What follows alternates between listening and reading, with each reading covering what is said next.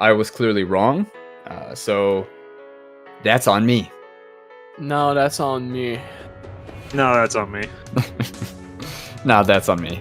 Hey guys, welcome back. Gotta get my pop filter in front of my mic. Start over.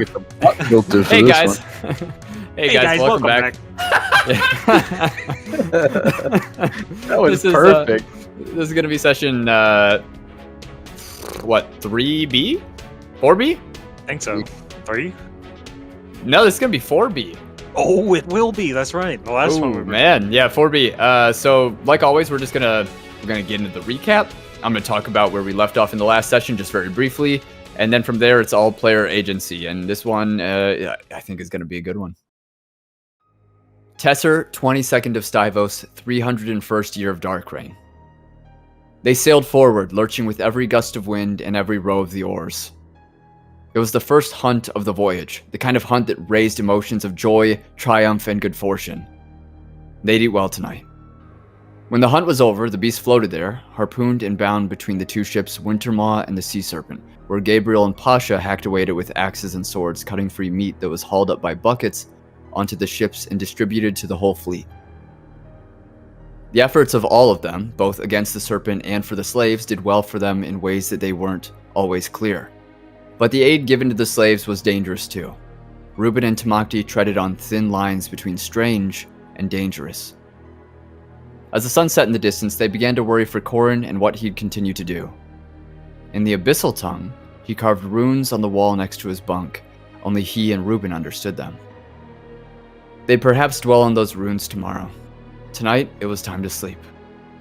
They moved the mage from the Wintermaw to the Sea Serpent, where Rubin cast a spell to alert him if anyone passed from the stairs towards the captive, and they identified their riches from the Withered Warrior with the help of Mother Ishka. It was a good day. Perhaps tomorrow would be the same. See how short that one was, and I still goofed it on a couple parts. I'm just gonna go through and delete the parts that I goofed. You listeners will have no idea what I'm talking about. Where we left off. We'll remember. Yeah. Where we left off was it's nighttime. You guys were just preparing for bed when you got a knock on your door. It was Mother Ishka with the gems that you guys wanted identified, the ones with the spells bound in them, and so you have that list. It wasn't clear exactly which gem had which spell, so it's going to be kind of tricky to decide or to determine which one would be getting used when you guys do end up using them. It's kind of going to be like an RNG sort of thing. However, yeah, that's where we left off. You guys had just eaten it was stew made with the Sea Serpent, and you were just considering heading to bed. Corin is already like turned over on his side. Like, it's not really clear if he's sleeping or not yet. You guys would have to like crane over him and peek at his face or something, but he looks like he might be asleep. Like carving like a voodoo doll or some creepy shit. No, I think I'm already sleeping. Last we left. Yeah, I believe you are. Yeah. So I'm sleep. yeah, I guess we can just deal with the gems in the morning. Well, to clarify, we have this list of the gem names, but does it describe what they do? Or No, I remember. So it was the knock on the door happened, and Gabriel sprung up out of bed and went and grabbed the list. Yeah, me and Gabriel are currently looking at the list and the bag of gems. Yeah, and Gabriel's sitting down on his bed. So does it have a description of what these do on like that list, or is it just the names? No idea what the fuck we're looking at. Tamacti will let out a sort of heavy sigh and lean up and get out of bed and walk over to inspect the list. Tamacti, do you know what any of these do? Would you allow me to take a look? Nah, you toss him the list. I don't know.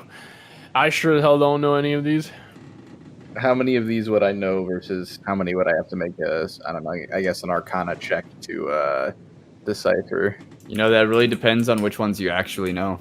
Not like IRL, I mean, but like in ones that you don't have like on your list of spells for your character sheet, you probably don't know, honestly. Okay. I am afraid I actually recognize none of these. I am admittedly a novice when it comes to magic of this kind.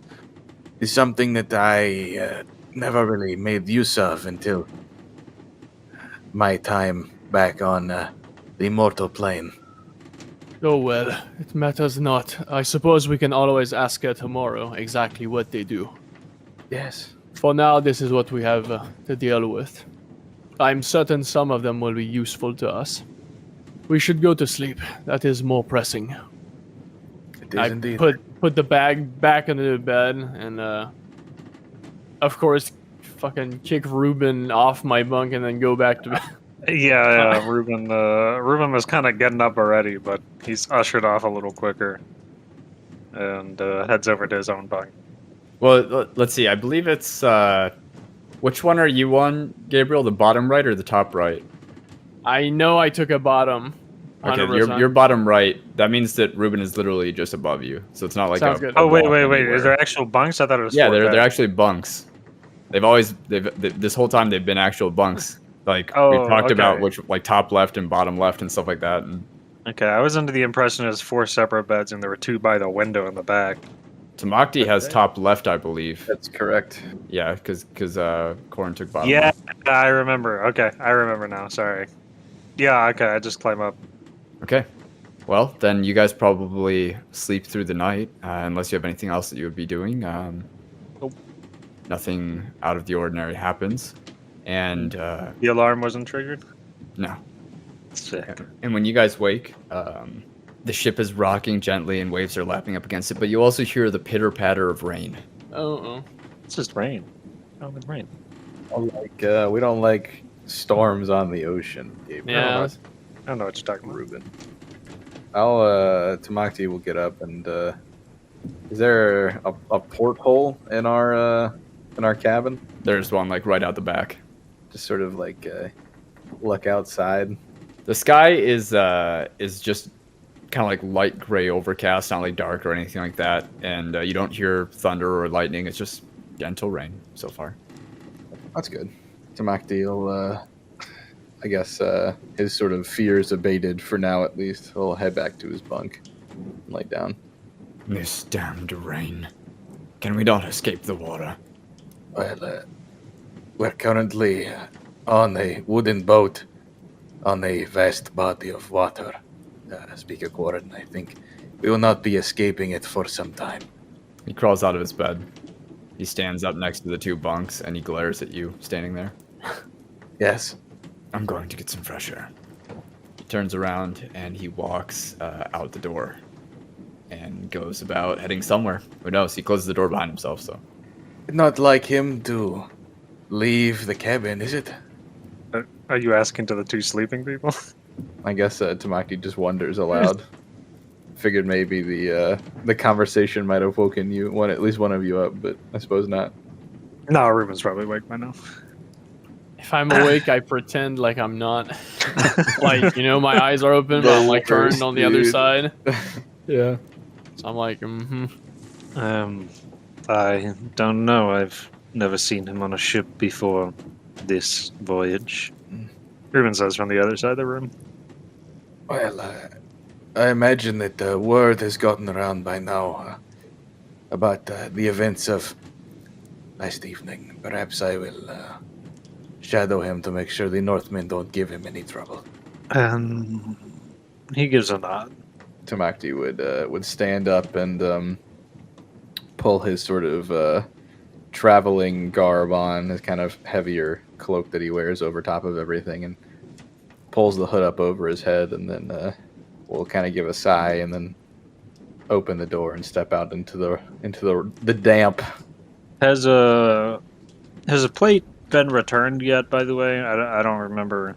I don't think that happened last session. No, it did not. Okay, gotcha. So Ruben's also gonna get up and maybe take a little bit longer to do so, but he eventually heads out as well. then once everyone's out, I'll get up Okay.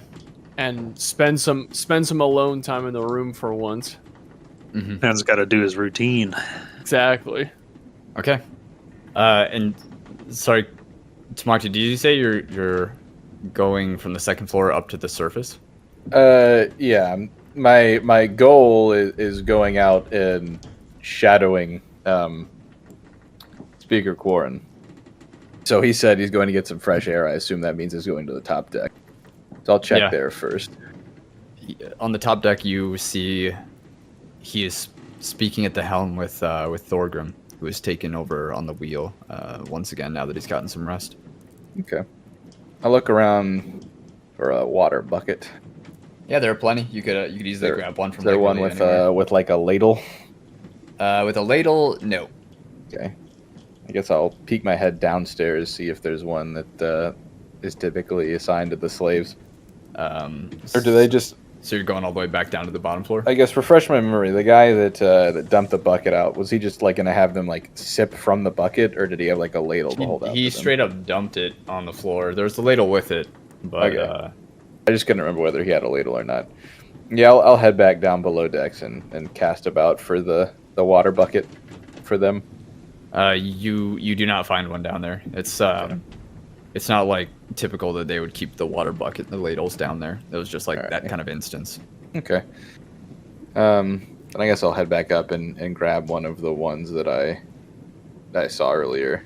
Okay. And fill it from whatever freshwater stores are available to me, if any. Pretty much just like buckets, or not buckets, like Troughs. barrels on the surface. Okay. I'll go ahead and fill one. Or I'll fill the bucket out of one, and I'll head downstairs to the slave deck. Yeah. Are you like doing anything specific when you fill up this bucket with this water from the barrel? And what? Kind of want to know like what like to the detail. What is Tamacti doing at that moment when he's filling the bucket? I assume they're like open-faced barrels. Yeah, they're open-faced. There's like water drops hitting it and stuff like that. He'll just take the bucket and kind of look around, and then dunk the bucket down into the barrel and fill it reasonably well. He doesn't want to fill it so much that it is cumbersome or it's going to splash out on him as he's moving around. So he's not going to fill it to the brim. But he'll get enough water there that he thinks he could probably service everybody. So he's like watching the bucket when he's dunking it. Yeah. Okay. When you dunk it, you feel it's very difficult to pull it out of the barrel. Like extremely difficult. Like something is pulling it down into the barrel. Okay. Tamacti would attempt to, I guess, like try harder to pull it out. And all of a sudden, it's like whatever kind of force was keeping it underneath the water lets go of it or releases it, and you pull it up pretty quickly, and half of it like splashes out onto you. What the hell? Tamacti would sort of cautiously lean over, like not get his face right up against the water, but kind of lean over the barrel and look into it to see if he can see anything in there. Staring back at you is your reflection, and water drops are still like falling down and like coming off of your hair, like streaking down into the water, leaving like little ripples across the surface of it. And it looks like the face looking back, the reflection of yours, is different in a couple small ways. One of which being the eyes seem a lot sharper, and the ears seem a little bit sharper as well. Tamacti would set the bucket down on the ground, take a step back from the barrel. He'd pull out one of his flintlock pistols in one hand, and with the other would weave the signs to cast a message. And then he's going to message Rubin. And he will say, Rubin, I am in need of your particular knowledge and skill set on the deck at once. Please bring your equipment. Yeah. And you can respond to that up to 25 words. You can respond to this message. It's like in your head, telepathic. On the deck? I can't respond, so... Well, he asked that question, and I guess there's no response, and he just says, on my way. I'm going to delete the javelin from my inventory as well, because I lost the harpoon. You guys threw the harpoons. Okay, and so I'm going to pan back down to Rubin. Rubin, you just received this message. You just spoke to Tamacti through telepathy. What are you doing? I'm gonna go find him. I mean, I've already, by this point, I've probably gotten everything ready aside from, obviously, the chest plate that was taken for repairs. Mm-hmm. So I'm gonna stroll out of the room and go and try to find Tamacti on the deck. And as you come up from the second floor up to the surface, you hear a shout from the helm. Hey! And Rubin turns to see if it's at him. You know, because I assume this staircase is right in front of the helm, right? Yeah, it is. Just below? Yeah, okay. Rubin, hey, come here. You'll have to give me a moment. He like holds up your half plate. It's Thorgrim. Oh. Yeah, he moves over to go get God damn it, Rubin, stay focused. it. You said bring the equipment, you know, I'm just being prepared. Tamacti, what are you doing while he's coming up to the surface and getting distracted by this half plate? After I finished casting the hand signs, or weaving the hand signs to cast message, I'm gonna go ahead and pull out my second flintlock pistol. And I'm just gonna kind of, I don't want, Tamacti feels kind of stupid leveling pistols at a barrel of water. But he's just gonna kind of have them out at the ready, and he's just gonna wait for the amount of time he perceives it would take Rubin to make the short journey from the cabin below deck up to where he is.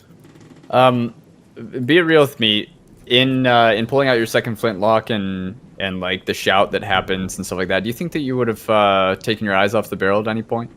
Was I able to hear the shout as well? Yeah, it's like the barrel isn't too far from the no, Tamacti's pretty like one track mind kind of. Yeah, Gotcha. he knows something's up with his barrel. He doesn't know exactly what it is, which is why he wanted someone that might have a little bit more knowledge about it to come and assist. But he's keeping his eyes on that barrel. Okay. And so Rubin, you make your way up to the helm where you see Corin is speaking with Thorgrim, and Thorin is holding onto this half plate. Rubin, he like jogs up the stairs, holding onto the rail so he doesn't slip and crack his ass on the wood. Yeah, it is slippery. And he comes up, gives a nod, and reaches out for the half plate. Yeah, clearly in a rush or something. Like I was asking, is there any way that I could tour the other ships over the next couple days? Get to see them. Sure, we could figure something out. Just let me. I'll get to it. Okay. And then you make your way up to the surface of the stairs, and Thorgrim turns to you, and he holds out the half plate. Thank you for fixing it. And Rubin I didn't fix it. But he dropped it off last night to my second in command. Thank the smith for me, then. Yes, I will. And he grabs the half plate, turns at that, unless there's anything else, and starts heading back down. Nope, nothing else. Just like that conversation that's going on is all. Yeah, he grabs it and starts, can I, from up there, can I see where Tamacti is? Yeah, definitely. He's like, when you came up to the surface, he was maybe like 10, 15 feet away from the stairs, like towards the front of the ship. Okay. Then the barrels are like against the edges of the ships, by the way. Okay, yeah, he cautiously makes his way down and then, jogs over while trying to manage and strap on this plate. You see, additionally, like while it's lightly drizzling here and there's kind of overcast skies, moving up towards, like past the stairs and towards the front of your ship, you're probably looking forward to some extent, and you can see much darker clouds far in the distance up ahead. Ooh, yikes. It's gonna be a big storm. And like it's that kind of effect where if you see a storm over a large body of water, you can see like the thick streaks of rain coming down and like the darkness of it. Really cool kind of scenario. But yeah, you make your way over to Tamacti. And before we get to that, Gabriel, you're downstairs and you're going through your ritual, right? Correct. Okay, so you're like shaving off your head.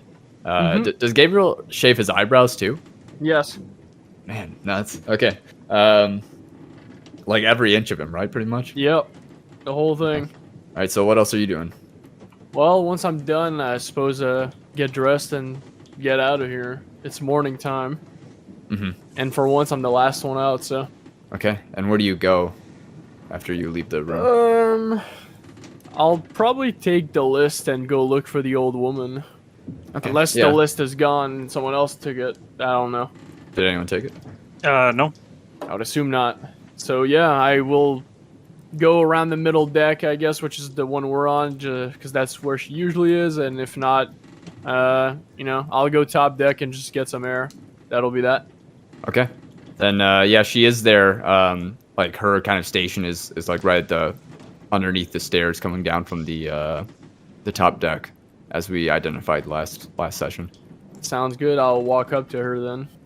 Wave hello. Say, good morning. Excuse me. Hey, there. I hope the list was understandable. My handwriting is not the best in your language.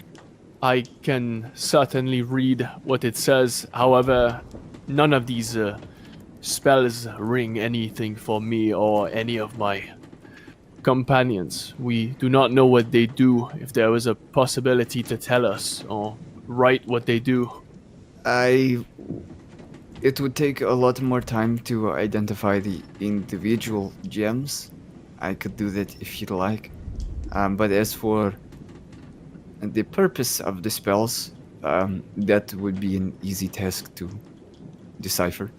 Then, if you could, yes, simply tell us what the spells do. And I suppose, as the rest, we will have to draw from luck. I do not wish to take up all of your time. I'm sure you have much else to do. There is. Also, if it is easier, you can write in your language. Tamacti can translate for us. That would be much easier. Thank you. I give her the list, and feel free to do so. Whatever is easier for you. Are the gems with you, or are they still in the room?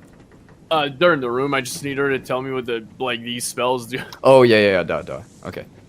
Then yeah, she takes back the list and gives it kind of like a once over and rolls it up and tucks it away like in her belt line. Sounds good. Give her a nod and I will go upstairs. Yeah, so then you probably don't come up to the surface right away because it would have taken you a little bit of time to do your ritual. So I'll get to when you come up. No coming worries. back then to Tamacti and Rubin.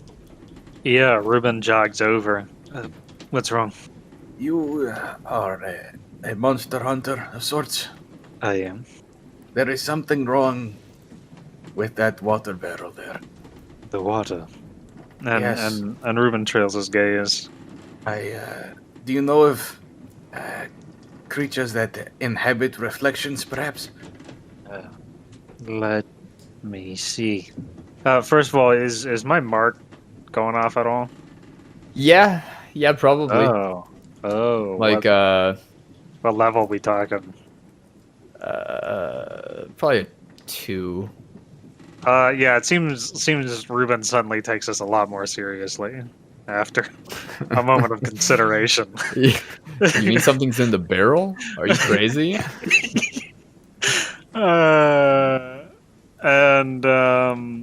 I would like to. Oh, it's raining, isn't it? It is. I'd like to go look at the barrel from a little bit closer. Okay. How close are we talking?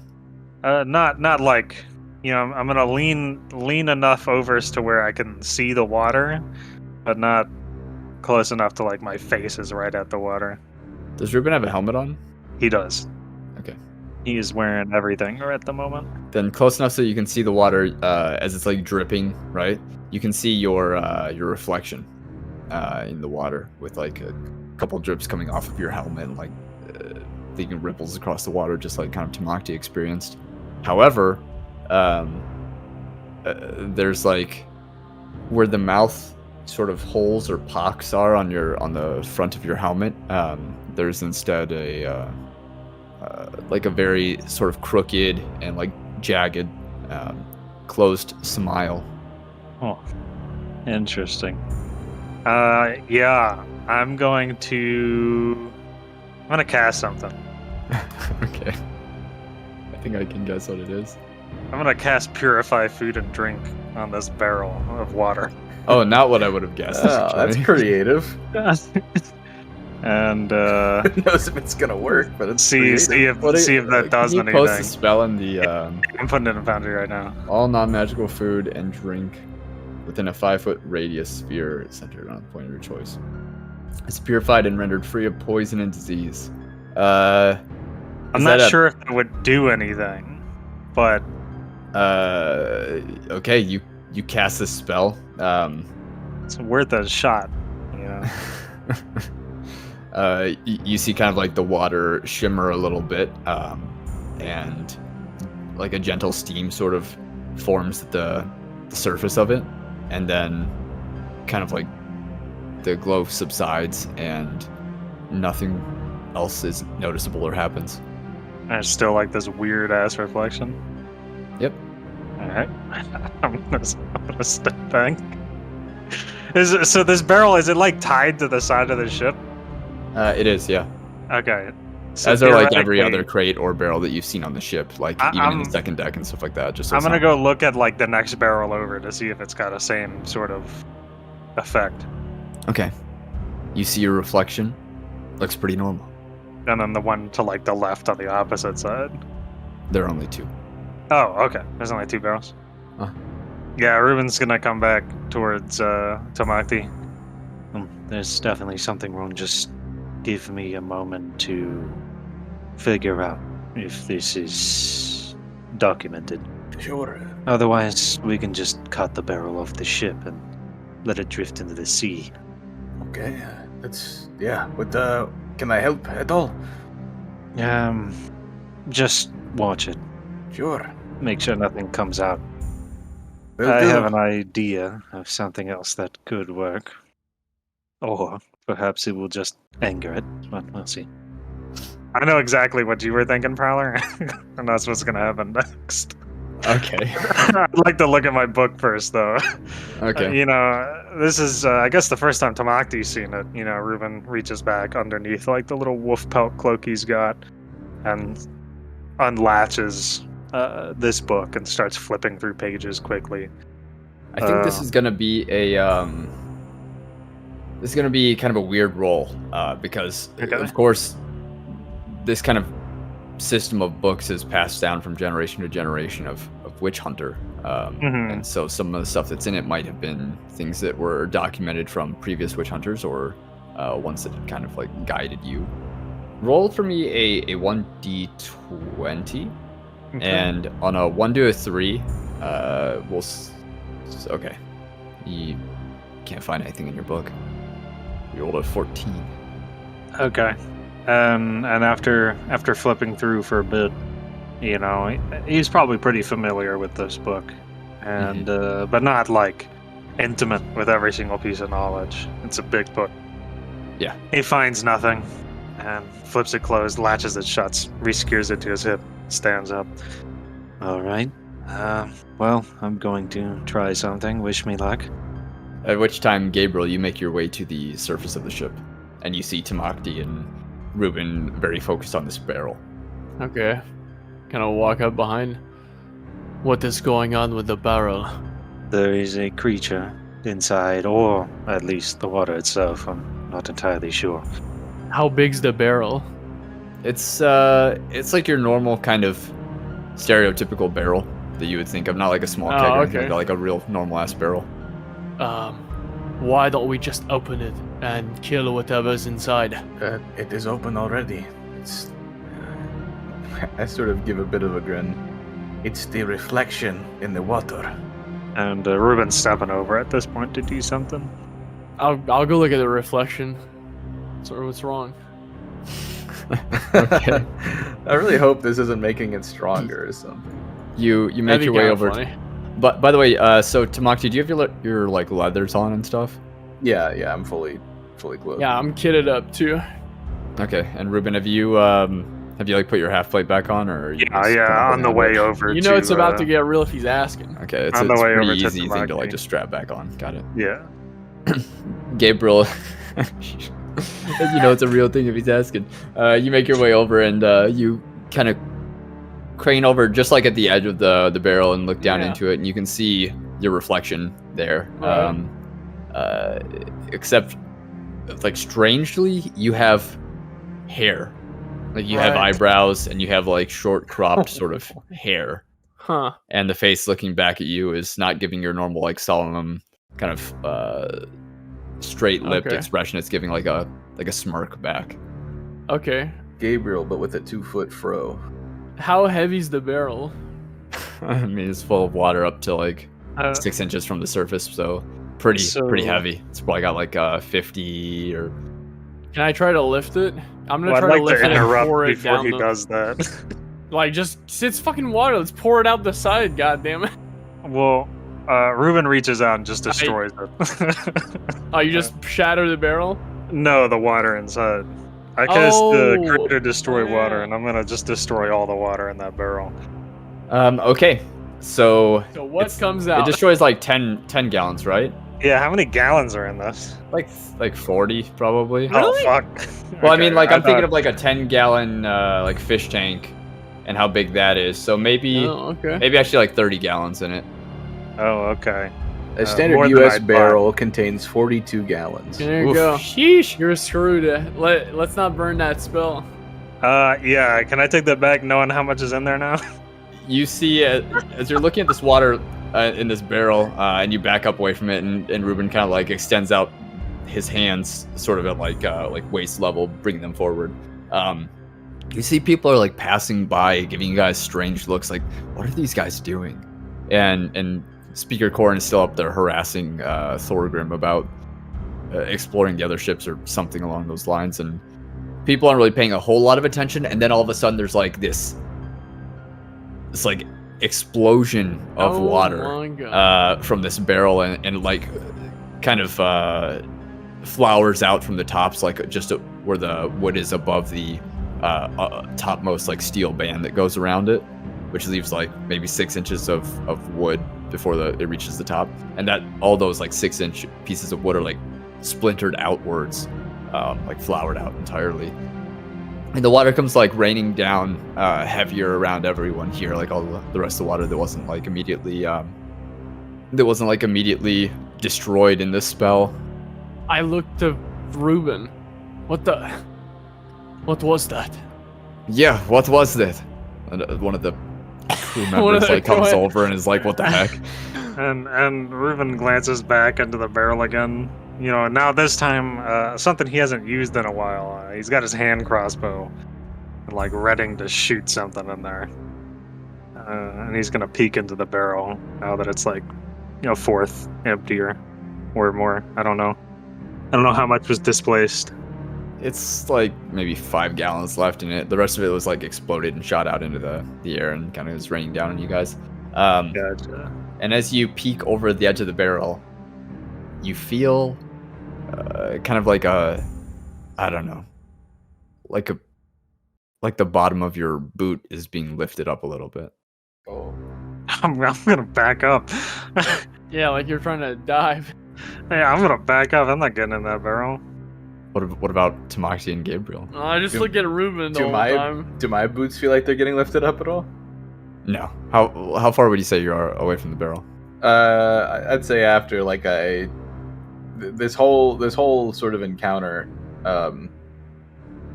you know, after the start of it, I probably backed away to like, we'll say probably 20 feet. Oh, sheesh. Okay. I mean, probably not that far. 10 feet, we'll say. Okay. Yeah, you feel fine. Okay. Gabriel, how far are you from the barrel? I don't know, fairly close, I guess, because I was Okay. close before. Yeah, that's true. You did look in to see your reflection. Both Yeah. you and Reuben are like drenched now. By the way. Right? Yeah, of course. Oh no. I'm covered by this entity now, whatever this is. We should have just chucked it overboard. I look at Reuben. What did you do? Reuben still does not explain, and now withdraws his dagger to cut this barrel off the side of the ship. Okay. Yeah, it's pretty easily done. And one of the same crewmen that was like, "What is going on?" like comes over and it tries to stop you. What? That's our water supply. What are you doing? There is something in the barrel, something on that. Then dump the barrel over and then make sure that you tie it back down. I don't want to do that. I don't want to do that. What, you think the barrel's fucking magical? No, he just doesn't want to touch the barrel. I don't want to touch the fucking evil barrel. I don't Okay, wanna I'll do it. it. I'll do it now. I I tipped don't over. want you to do it. I tipped the barrel over. Okay, so he cuts it and you like tip the barrel Yeah, over. yeah. over the side So of the we ship, don't or lose. So yeah, so we don't lose the barrel. okay? Apparently, this is a very important barrel. And the There's water no that's way in left- hell that we can replace it. And well, you guys are gonna be out at sea, you know. Yeah, of course. The rest of the water like pours out of the barrel and into the sea, and Now the whole it's now sea is empty. a giant mirror that reflects me and my hair for some reason. We've released whatever this is into the rest of the ocean.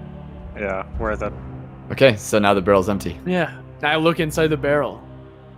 Nothing strange. We're good. That's empty. Okay. I step back. What I don't what know. did you see? Some fish or crabs or something? It was some sort of creature. Is my mark still Yeah. going? Oh fuck! No. Well, we're going to get rid of the barrel. And nothing is in the barrel. I can confirm. Like Nothing looking is in the alongside barrel. Gabriel. At all. The barrel's Hold evil. on a second. I have an idea. I pick up the water bucket, and I look in the water bucket. No, nothing Like in the water that. bucket. Nothing. Okay, I walk over to the barrel with the water bucket and pour the water in the barrel, and then look in the barrel. Nothing happens. It's just your normal reflection. Damn. Hmm. Now we don't. Now it's everywhere. Now it's all over the deck because Waffle just exploded the water. Now it's over me, actually. I'm drenched with this cursed water. We're both drenched. This is very strange. Whatever it is, it's still around. You know, I called upon you because I mistook you for an expert on things. I will not make the same mistake twice. And he gives you a very unfriendly look at that comment. I'm just messing with you, Rubin. Right.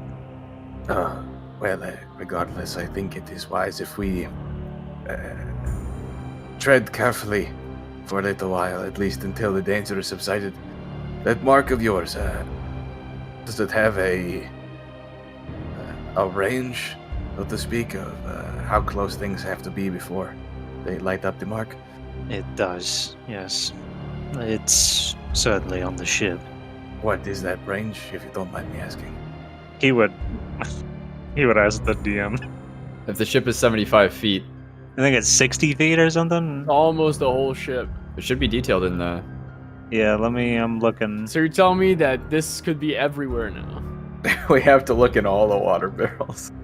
No, dude, it's like not even in the barrel anymore. It's just. God damn it. I don't think it doesn't say the range on here. Well then, Oh, okay, hold on. No, it doesn't say the range on me. then you probably don't know. Yeah, Rubin offers a shrug. I haven't experimented with that. But that's something to note for the future. Okay. It's certainly on this ship. Not the others. At least that I can tell. That barrel we dumped was the only supply of drinkable water on the ship. No, there's one other barrel. Oh, there's only one other one? Yeah, it's just the two. It was so. I guess that one collects rainwater or something. Yeah, they both And collect rainwater. And it was pretty much full. That's nice, guys. And then they would get like sealed when it's not raining. Yeah. Whoops. Good job, guys. Hold on a second. You don't wrap me into this. I Nah. called the expert. I look at the empty water barrel. Well, this was productive. I was thirsty. Well, there was There's another. more water. Okay, I put some water back in there for you. Still, we just wasted half of our supply. I appreciate your encouragement, Gabriel. It is just what we need right now. I'd like to do divine sense. Okay. I don't know if it's gonna come up with anything, but no reason not to use it. Sometimes a king has to discipline his subjects when they're being morons. Shut the hell up. You don't detect anything. Okay. Well, I know it's not a celestial fiend or undead. Wow, good news! Good news, everyone! Can you go back to bed? Yeah, someone's a little cranky today. We should right. we should inform Thorgrim. I will keep searching. Well, let's go speak to him then. We also need to eventually get with these magicians in that other ship. And well, only he can make that happen. Yes, that is true. Look on the deck. Where is Thorngrim on the deck anywhere? He's always at the helm. Yeah, I was gonna say he's probably at the helm. He probably saw us just being idiots. Complete numbskulls. Yeah, well, we'll walk over there. I'll follow Tamacti. Okay. By now, Corin has left and is just kind of wandering around the ship aimlessly. He looks a little bit energetic, like he's got something he wants to do, or I like know he's exactly just- what he Like wants he's to like do. sacrificing all the slaves on this ship. or like he just has a lot of pent up energy because he's just Yeah. been trapped on a Yeah. ship for a day. For Father sure. of the- But anyways, Thorgrim watches you guys as you approach and looks out to you. Hey, what's the business with the barrel? There was some shrug. sort of creature or something trapped in the reflection of the water. It is quite hard to explain. I think maybe Rubin would be best served. He's sort of a professional at dealing with these things, which is why I called him. Sure. Unfortunately, it resulted in the loss of almost the entire supply of drinking water in that barrel. Well, it will replenish. Hopefully, we are going to be passing through that storm over there. I look off in the distance. Wonderful. How big does the? I mean, I'm no expert in storms, of course, but does it look mean? It's a little mean. Alright. It could take maybe an hour to sail through it. Tell me, have you ever heard of a creature like the one I just described? Well, there's water elementals and water primordials, but nothing that sounds like what you just described. It distorted our reflections, made them seem. Well, it wasn't us. I can't say it's something familiar to me. Well, that is worrying. Is there any chance we could see these wizards from that other ship? Probably not now, since we are heading into a storm, but after. After, yes, it could be arranged. Good. Also, will there be at any point a chance to speak with most of the leaders of the clans here? I still have to speak to most of you. About things you would not want to speak, but it needs to be done. That likely won't happen until the first dock. And where is the first dock? It will be at Castellar. Another 6 days from now. I think it is best for the lives of everyone aboard these ships if that happens, that conversation happens before the dock. Talistar is further south than that town, is it not? Or perhaps it isn't. I do not know Telstar Asturian is... topography. It's a fable. It's more inland from Castellar. One could travel from Castellar to get there, or they could take a smaller vessel up the river past Malkovia. Very well. And which would be the fastest way to go? Probably up the river. So Malkovia. Yes.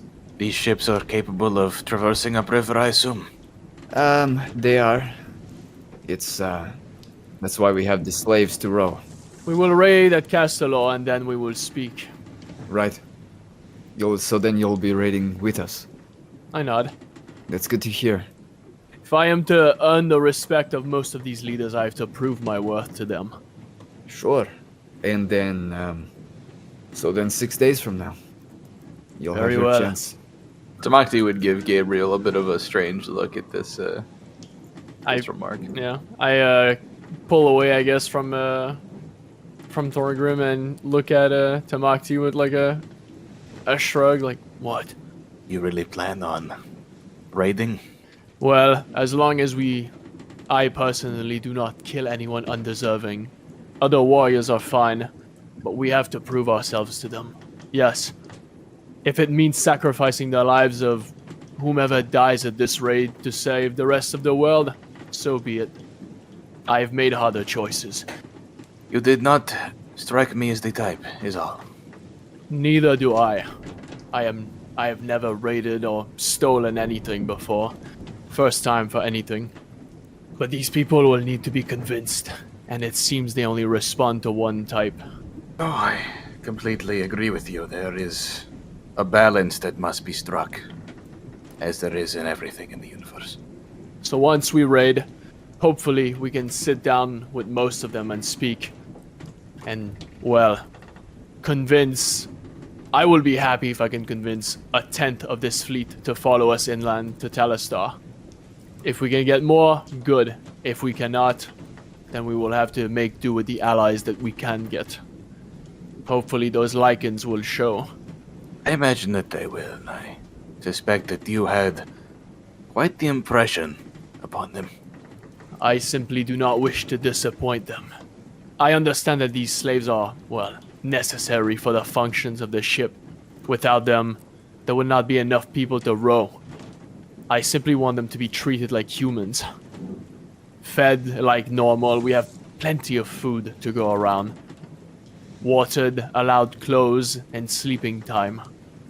It is a job like any other. I have met people who, well, not specifically rowed boats, but did other menial tasks like this on convoys inland, and they were not slaves. There are no reason for these people to be either. This is true. Did you guys say that you were like stepping away a little bit for this conversation? Yeah. I mean, at least I did. I assume Tamacti Yeah, followed. yeah. Okay, just making sure. And we're speaking in like hushed tones, you know, because we're talking about sacrilege here. yeah. Oh my god, he wants to treat other people like they're people. Fucking stone him. Yeah. Okay, just making sure though. Yeah. Cool. We will have to try to convince them, at least some of them. I am very much a realist, and I do not think most will be convinced. And I think I will have to fight some of them. I think that perhaps one or two can be convinced on their own. Maybe another few might be convinced after being put to the sword, so to speak. Well, like I told Thorgrim, I have the full intent to... We can solve this slave problem and every other issue once we are done with this, if any of us even survive this coming dark reign. I am more than happy once all of this is over to return north and deal with the consequences of my actions. But for now, I just want us to put our differences aside, which I've come to find is very hard for men to do. It is true. It is hard for anyone to do. Not just men, I assure you. I'll take your word for it. I'm sure you know. Tamacti would sort of reach almost subconsciously kind of over his shoulder and rub the spot kind of on his back, just Yeah, just where you're below his missing shoulder them. blades. Yeah. In the meantime, I look towards Rubin. What is Rubin doing? Is he hunched over a pond of water on the deck now? No, he's he went and headed to the other barrel to go check it as well. Oh my god, we're about to lose another barrel. Um, I just keep staring at him then. I believe that Gabriel or Tamacti previously checked that barrel, but yeah, it's Okay. kind I of did like not. you're looking in it. Okay. There's it's just Is there- reflecting. Is there any of these crew members that look like they're doing, like on the deck, look like they're doing some weird stuff? No, they're all kind of like Hey you!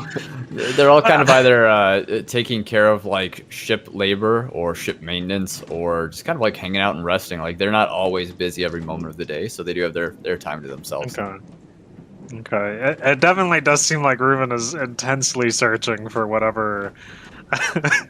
Yeah, as you look back, intensely searching for whatever this thing could be. Figuring that when he blew up the water, it moved somewhere, wherever the water landed. So that's all he's doing for the moment, is still searching. Mm-hmm. Okay, well, it is raining. The ship is Yeah. covered in water, like Yeah, the deck and the I'm stairs aware. down to the second floor. I'd like to go down. I'd say that even the water probably seeps through the cracks of the decks and down into the bottom floor of the ship. Not Yeah. as thickly, but it's very possible that there's like a couple inches gathered up down there now that I think about it. Yeah, I'd like to go down to the slave deck. You pass by your alarm and a ping goes off in your head. Bing. You see that they're lying in like a thin, maybe like 1 or 2 inch thick sheet of water is the mage that has been identifying himself as Matisse. Is he drowning? No, it's on like an inch or two. It's only like an inch or two. But he's You can drown in an inch or two of water. Yeah, Yeah, he's but if you're face facing I don't know. down- Yeah, but he is facing up, so it would take Yeah. a lot more to get to him. yeah. I assume he's awake, right? Yeah, he is. He is. It's hard to stay asleep in this kind of instance for him, I would assume, or for anyone in that instance, including the slaves. Okay. All right. Rubin's gonna go and kneel down beside the mage in the water and look him Okay. over for a moment. You know, you're an educated man. I Right. would like to think so, yes. Foolish enough to get trapped in this, wherever I am. You know of any creatures that inhabit the water and take your reflection? Why would I tell you? And he shrugs his shoulders. I don't see why you wouldn't. Keeping you alive, aren't I? Oh? Is this life? Being chained to the floor like this? Like a slave? He looks around. Seems a bit, what's the word? Ironic. Or hypocritical. Does it not? Except for, I don't think any of them blew up a ship and tried to murder people. Only one man died. Yes. You seemed quite disappointed. Well, is it wrong of me to be? Yes, I think so. Hmm. If you ever want to be free again, maybe you should start helping. Have you not killed anyone before that was innocent? I've never claimed to be innocent myself.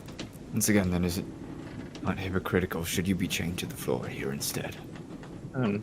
He lifted his shoulders in a shrug. Are you going to help? Or not? I think not. Let me just check something real quick. You can come back to them if you want. There's something Sure. I want to Someone do, but I have shopping to. for another hand breaking. I have to research. Yeah. We can come back to you, Gabriel. Really quickly, though, I'm gonna DM Waffle something. All right, sounds good. If you don't have anything particular in mind you'd like to do, Gabriel, I'd like to. Now you go ahead. You go Okay. ahead. Tamacti's gonna head out and look for that sweet old stew lady.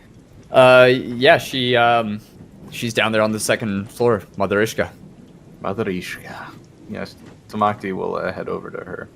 She appears to be writing down, scribbling something on that same piece of parchment that she gave you guys as the list of spells. Did we give it back? Elaborating on them. Yeah, Gabriel did. Oh, okay. She's kind of like elaborating on the purpose of the spells more. Let's see. Excuse me, Mother Ishka. Yes? I was wondering. Hold on. Hold that thought. Let me finish mine. And she finishes writing down like one more sentence, like one of the definitions of one of these spells or kind of the purpose of it, and then kind of places the quill down and turns up to face you. Sorry about that. That's okay. What is it that you're... I was wondering if you had some time, or when you would have time to begin my teachings about being able to identify things like you were able to do with these gems. I'll be a bit busy with curing the meats from yesterday's hunt. Could it wait perhaps tomorrow or the day after? Absolutely. Is there anything I could do to help you? You could... You see that barrel there? And it's like full of salt. God damn it. Yes, I do see that barrel. The meat's getting damp. We need to cure it and preserve it so that it does not spoil. Would you mind helping me, perhaps? Sure. Do we just shove the pieces of meat into the barrel? On both sides, and then into this chest here. Okay. And you see like the chest is filled with like salt and ice. Very well. I will help you with this. Thank you, young man. Tamacti would, again, sort of give a slight grin at the young man comment, and then and then set about picking up pieces of serpent steak and presuming that slabs of it. this barrel doesn't also give me grief. Coat it in salt and then throw it into the chest. It's in it's in cuts, kind of like fillets of salmon and stuff like that. Okay. Yeah. Tamacti will, take it, sort of slap one side down onto the top of the salt pile, move it around a little bit to get it evenly coated on the one side, then pick it up and slap it down on the other side with his other hand, implying the classic wet hand, dry hand method of coating meat with a powdery substance. Yeah, it's classic, something that we're all fully aware of. Yeah, and once he has the serpent meat coated properly, he'll give it a little shake to remove any lingering pieces of salt, flakes of salt, and then he'll slap it down on the chest and repeat the process as many times as he can. Probably takes you I don't know, an hour before you catch up with what's already been cut into these sort of fillets. The rest of it is still in larger fine. chunks. Fuck all else to do on this goddamn boat, so might as well help. Yeah. Then that's probably going to keep you tied up for the next hour. So then coming back to Gabriel, what's Gabriel doing while Tamacti is down below on the second deck, kind of curing this meat? I'll stay atop the ship. Okay. It'll probably be half an hour before you guys reach the storm up ahead. And I'll stay up and watch it happen. Never been at sea. Well, I mean, yeah, never been at sea, period. So, never been at sea and seen a storm. So, I'll stay up to see it. Okay. Rubin, do you still need a moment to kind of do some research, or you? Yeah, just a moment. Okay. Then, Gabriel, are you by chance staying near Thorgrim? Yeah, most likely. Like somewhere around. Not too close. That'd be strange. Yeah. You do notice that, oddly, there is a little wooden doll sitting next to the helm, probably about the size of a small child, and very shabbily crafted, not in the greatest condition, fairly, let's say, beat up, not like any doll clothes on it or anything like that, and it's just standing there, or sitting down there, and by the corner where the railing meets behind the helm. I'll walk up slowly and just kind of kneel down to look at it. You ever seen something like that? No, I was about to ask you if it's a sort of good luck charm.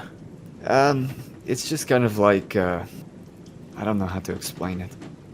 Just something that we keep around, and people move it from place to place, and kind of where it is next to you, it's just having someone watching out for you, kind of, is the way that we think about it.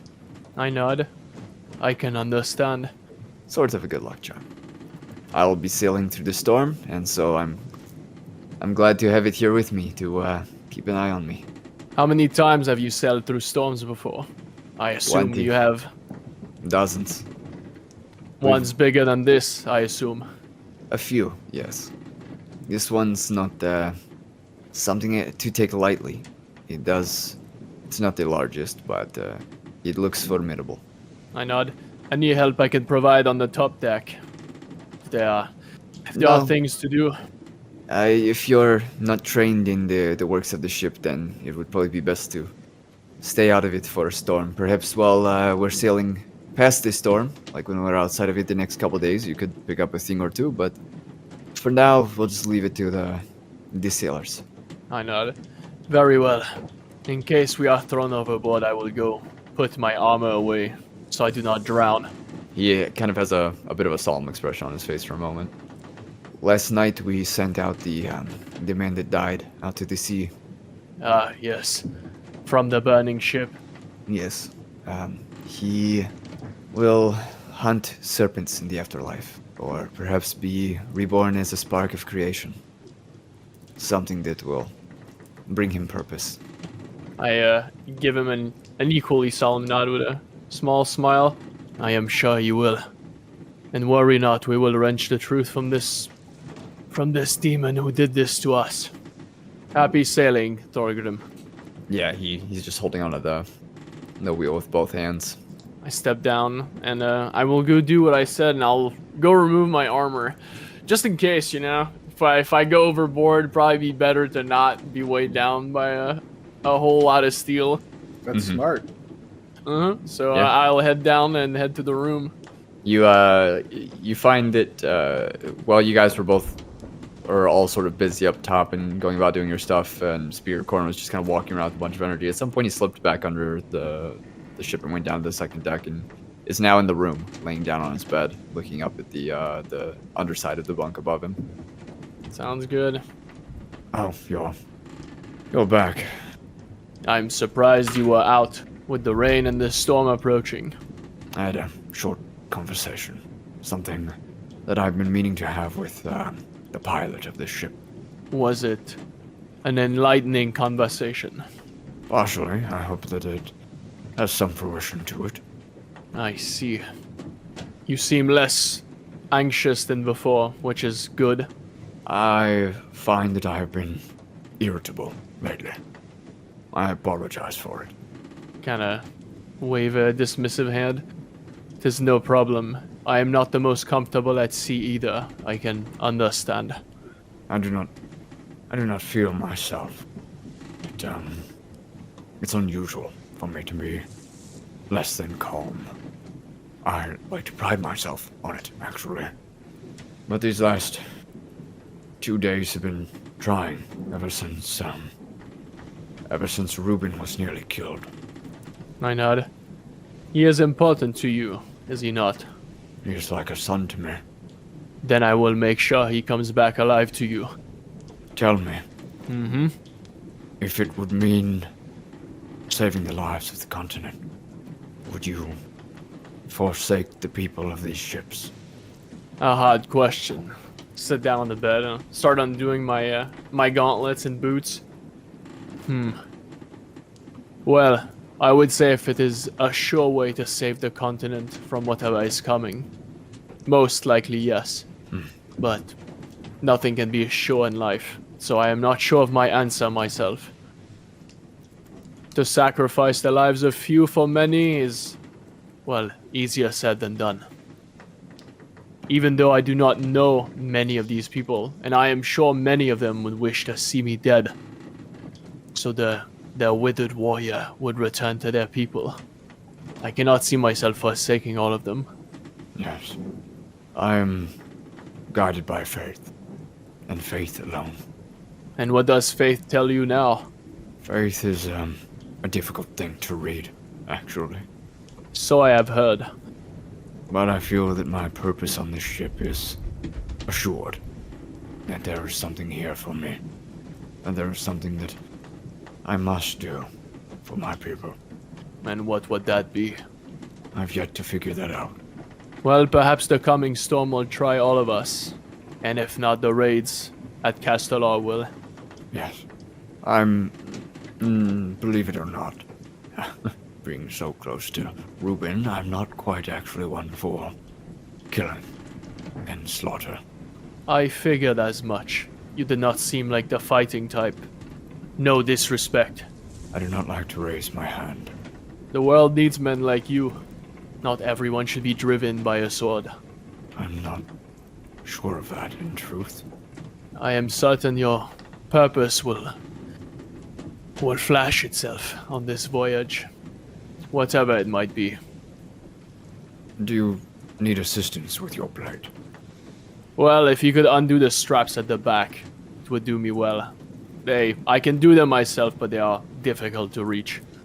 He nods once and he kind of like rolls over onto his side and then comes up to a sit at the edge of his bed before standing up and making his way over to you. I'll stand up so it's easier for him while I'm undoing the gauntlets. While that's going on, I'd like to come back down to Rubin. Yeah. After that heartfelt moment, Rubin, takes a moment to ponder this man's words. I am not an innocent man, no. But I am a man of faith and dedication. I've tried being nice to you and helping you. And still you will not give me what I need. And I can assure you I will find one way to get your answers. You can do it willingly, or I can take them. And the slaves are like around you. As we I'd also like previously to mentioned, roll there's, an like, intimidation if that's possible. Sure. There's a single light at the base of the stairs, right? A lantern, and then there's the rows of slaves, and like kind of halfway down the rows, that's where you guys have chained down this mage from the Raven Court and all the slaves. Like I said previously in the last session, this is kind of like their one chance that they get for some sort of entertainment. So they're all kind of rapt attention, watching you. But yeah, roll that intimidation. Okay, and he's an academic, right? He admitted it himself. He is, yes. So I get to add my profession die to that. One of them's like, It's a D6.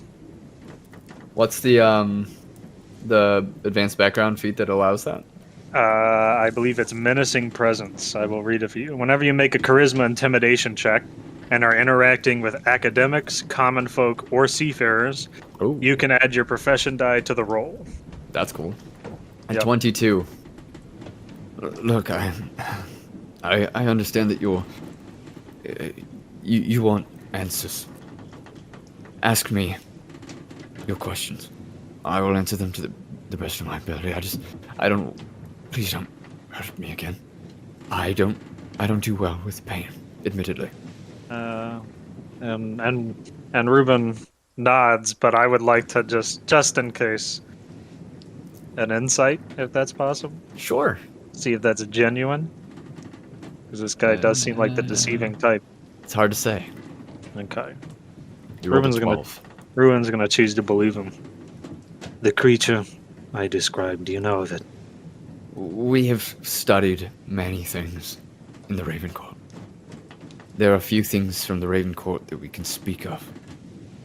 But this is something that it's widespread knowledge.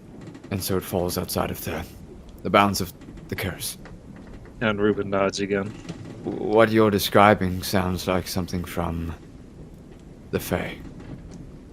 There could be a gate, a place where the planes are close to each other, and things could get from the Fae into this plane of existence. Not many people believe that the different planes even exist, but they do. And they carry with them things that we could never imagine. But this does sound like one of those things. What does it do?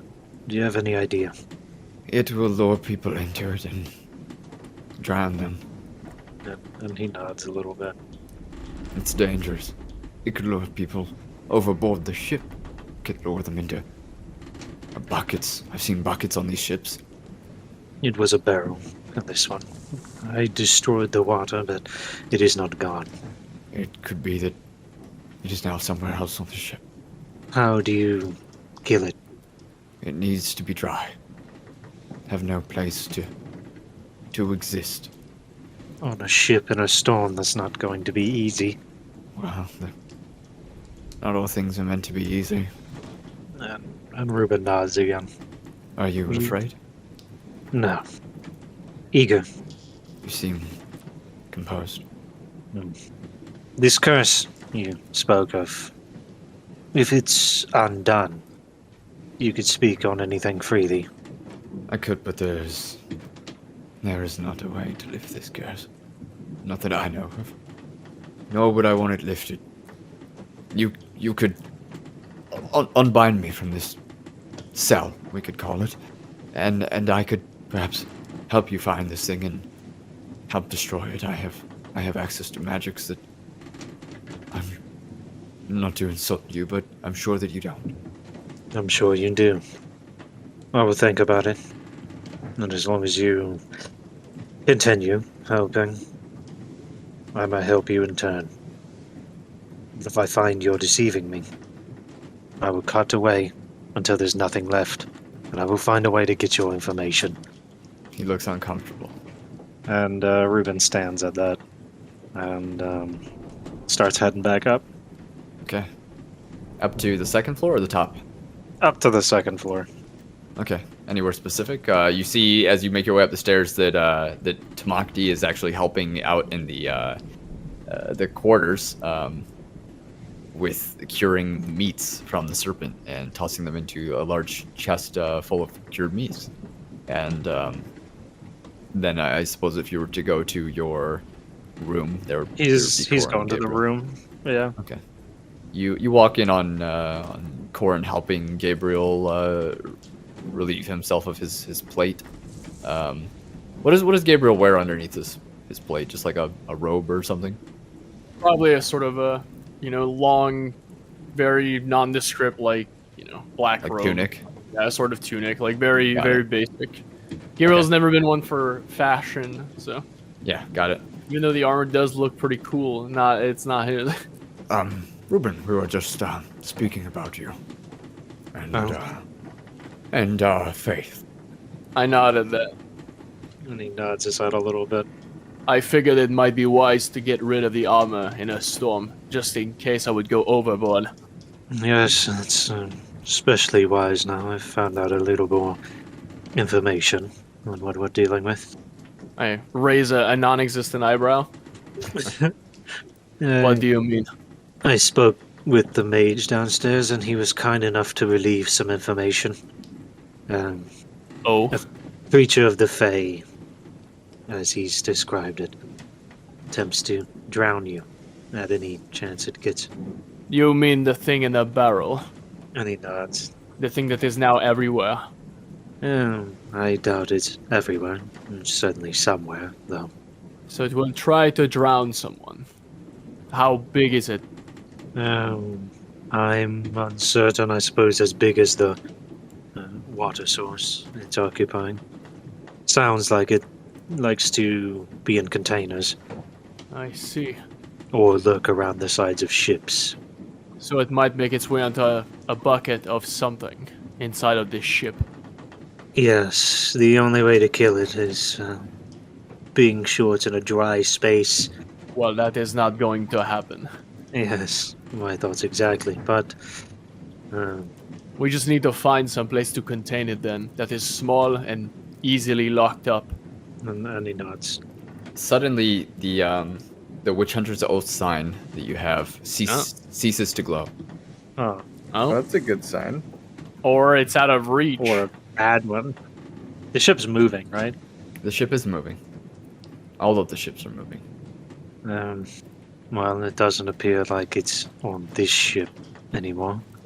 Oh. But it may have traveled to another. I'm not sure. My sign is no longer active. And how far does this sign go? Can it cover the entire ship? I believe so. From If not, you the should take a experience that walk we've had. around, just in case. Yes, I will do so in a moment. I've got to do some more research.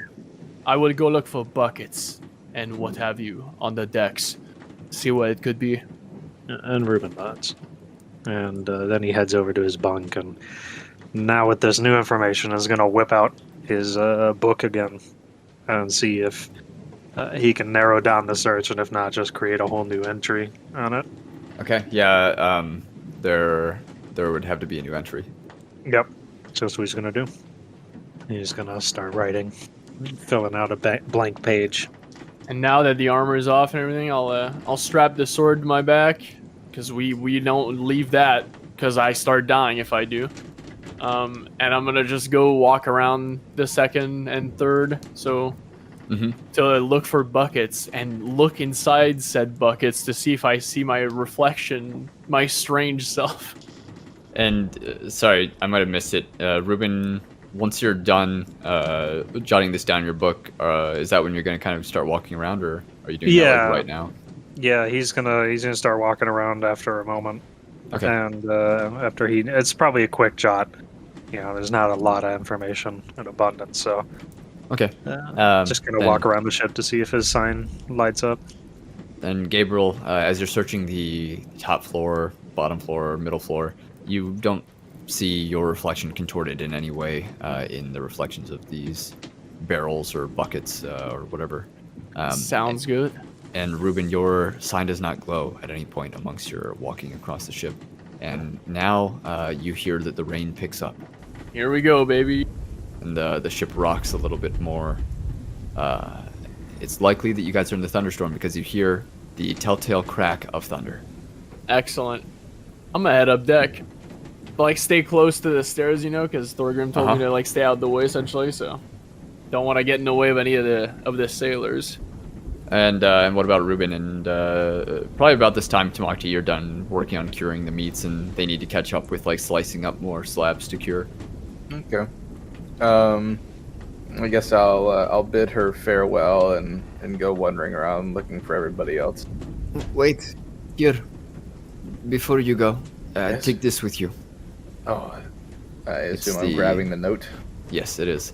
Yeah. And she nods once and says, Thank you for your help. It really does mean a lot to us. It makes things much easier. I'm glad I was able to lend a hand. Yes. Well, good luck with your work. And Tamacti will head on out, looking for the boys. I assume Rubin's probably running into Tamacti as he's heading out of the kitchen area, because they're both going up deck. Mm-hmm. Hello, Tamacti. Hello? Any news on those gems? Yes, he would hold up the list that's clutched in one hand. She was able to, I believe, give us accurate information on what each of them do. You mind if I see it for a moment? Don't worry, you won't be able to read it. It's all in Northern speak. Only Covert can read it. You can't read it, but you are welcome to take a look anyway. Well, perhaps we should gather Gabriel and you can read it. Perhaps. And Reuben nods and What's that starts supposed heading to mean? upstairs. And also, while they're walking, he's gonna fill him in on the creature and what he's found out so far. That is most worrying. We should be sure to check in on the slaves every once in a while, make sure that they're not being victimized by this creature. Yes, from what I understand, it's no longer on this ship, but I assume it can travel in water. Wouldn't make sense not to. That is a safe assumption. So perhaps other ships, or it's just trailing behind. Yes. But for now, we're safe. Well, shall we head upstairs? Yes. After you, please. Tamacti would head on up, accompanied by Reuben. okay, and you guys get to the surface and you see Gabriel is already up there. Where did Gabriel go when he got to the top? Is he just kind of like walking around the base of the deck? Or? Close to where the door is, you know, so because I assume that's like not a high traffic area. Yeah, probably not. So just kind of stand there and look around the storm. Yeah, it's like you can, it's almost deafening because there's not only waves like smashing up against the side of the ship, and the ship is creaking while it rocks, and there's thunder and wind. And but every also like dude's screaming. Yeah, every dude is screaming, and there's like heavy pitter patter of rain against the surface of the ship. Nice. And I'd imagine you probably have to kind of like hold on to I'm on something. something. Yeah, probably like a mast or something near the center of the ship. Otherwise, and that's a good way to end up. And the oars from down low have stopped. I kind of assume you're rowing. not rowing through that. Yeah, you're probably doing. Oh, they're more getting harm a than- break, so good. Yeah, and so you guys come up and you see Gabriel not far from the stairs. Like they're holding onto one of the masts. Kind of turn around as I see them. Is this your first time at sea during a storm? I know it is mine. Quite magnificent. This is my first time on a boat. It is certainly something, that's for sure. Seems our rowers are getting a break downstairs as well, which is good. It is. Have you found out what our stones do? Our jewels. Yes, but I think now is not exactly the weather to bring out the piece of paper. No, indeed. We can go look at them once this is over. Indeed. I will stay here just in case any of them would be flipped overboard. I can try and help to save them. Very well. I will be retiring to the quarters for now. I give you a nod. Good luck. And I don't hear you say that because it's too loud. Yeah, if you guys want full immersion, the Rhythm Bot is now playing Ship in Storm D&D ambience. Wow. I'm gonna put the volume at 200%. What? I can't hear you. Oh, go ahead. And I'll sort of call out to Thorgrim to try and get his attention. He doesn't hear you. He's Okay. like looking ahead. He's holding on to the. You can see his muscles kind of like straining as he's holding onto the wheel, keeping it steady and like just adjusting it right and left with each sort of wave. Fair enough. I'll just head back downstairs. But as you're calling up to him, you probably are looking at him. I would assume, right? Yeah. You find that little doll that I explained earlier to Gabriel, and I believe Rubin saw it yesterday while he was like just walking around taking inventory of another ship. It's like sitting down like in an L shape, where its legs are out straight and its back is up straight. Yeah. And it's like tucked in the corner by the wheel. And you see that one of its hands is like holding on to the railing next to it. That's weird. Hey, I turned to Rubin, who I assume is still up here with me. Yeah, it seemed like Rubin was going to come down with you. He's pretty interested in that list. What do you know about dolls? Dolls, like playthings. Yes, like, what do you know about the racial kind? You probably only heard tales of them. Okay. Not much, admittedly. Why? I point sort of in the general direction. There is a doll over there, sitting down, holding on to the railing. Huh. And How Rubin can a looks up. doll hold on to a railing, Reuben? I suppose it must not be a doll. Well, I don't really want to leave something that looks like a doll but isn't a doll up alone with Thorgrim. That seems like a bad idea, don't you think? It's not a creature. Rubin replied as he moves to check his oath sign again. Nothing? I'm just saying that given the events of today, I'm just going to go talk to him for just a second. I'll be right back. Alright. Good luck. And Tamacti would head up, trying to keep one hand on at least something at all times to balance himself against the rocking of the ship. You guys ever watch Goosebumps as a kid? Not if I could help it, no. I did not. Waffle, did you? Yeah. Do you remember the ones with like the ventriloquist dummies? Yeah, I remember. Slappy the dummy? Yeah, that shit terrified me, man. For real. Anyways, continue. That's why we're talking about tonight's sponsor, R.L. Stein's Goosebumps series. Dun dun dun dun dun. Because when the pages split, the magic happened. Yeah, right.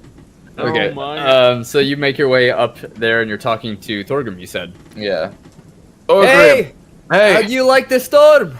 it is quite a sight to behold. Yeah, ironic that you say that because I can barely open my eyes. Yeah.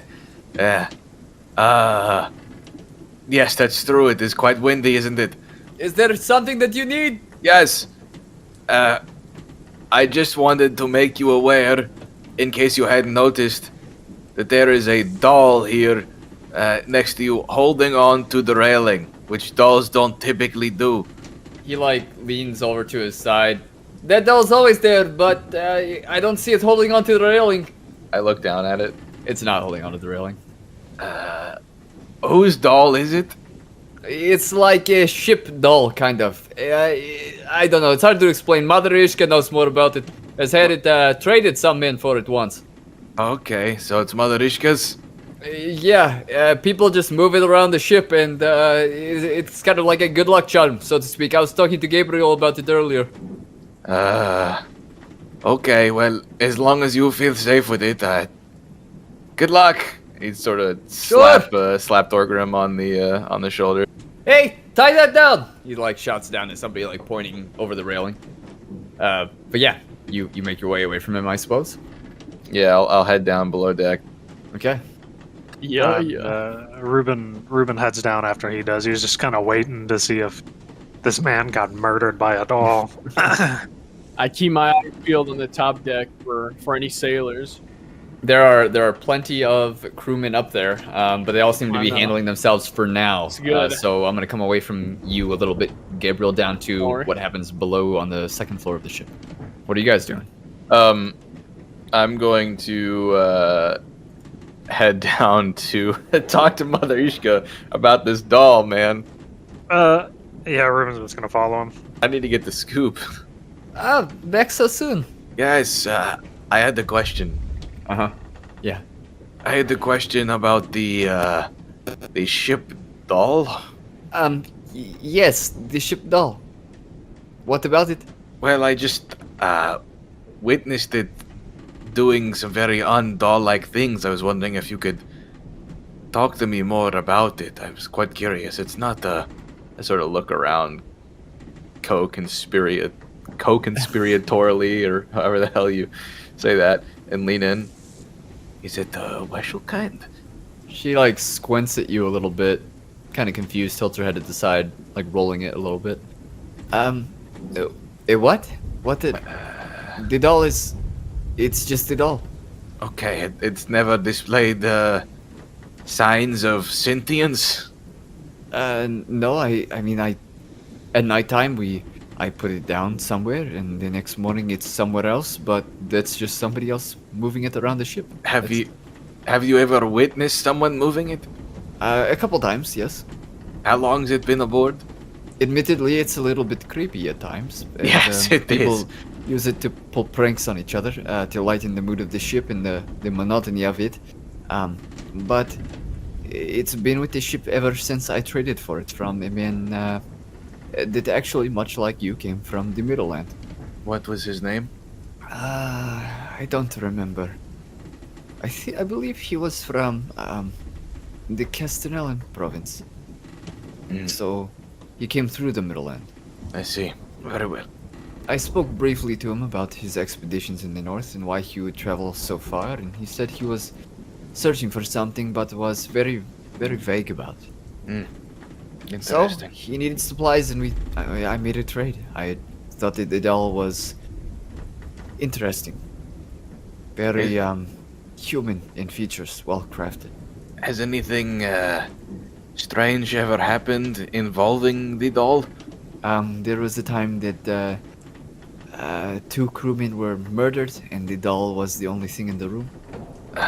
She gives a grin. I'm kidding. Okay. That's a joke. All right. No, nothing that strange that had ever happened with the doll around.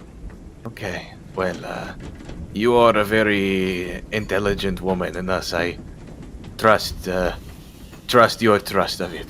Oh, thank you, young man. I appreciate the compliment. Yes. And one more thing. I am not a young man. I appreciate the compliment, but well, I am not young. Okay. Yeah, I suppose that looks can be deceiving. Indeed, they can. Which is why I'm worried about the doll. You understand? I see where you're coming from. If you'd like, you could keep Vasily around with you for an extended period of time if it makes you feel better. Is that the name? Yes. Well, I think that Thorgrim wants it up with him to, bring luck to the voyage through the storm. But perhaps afterwards, he may look after us in our cabin or something. Sure, if you'd like to keep him around, then you're welcome to it. Very well. Thank you very much, Madrishka.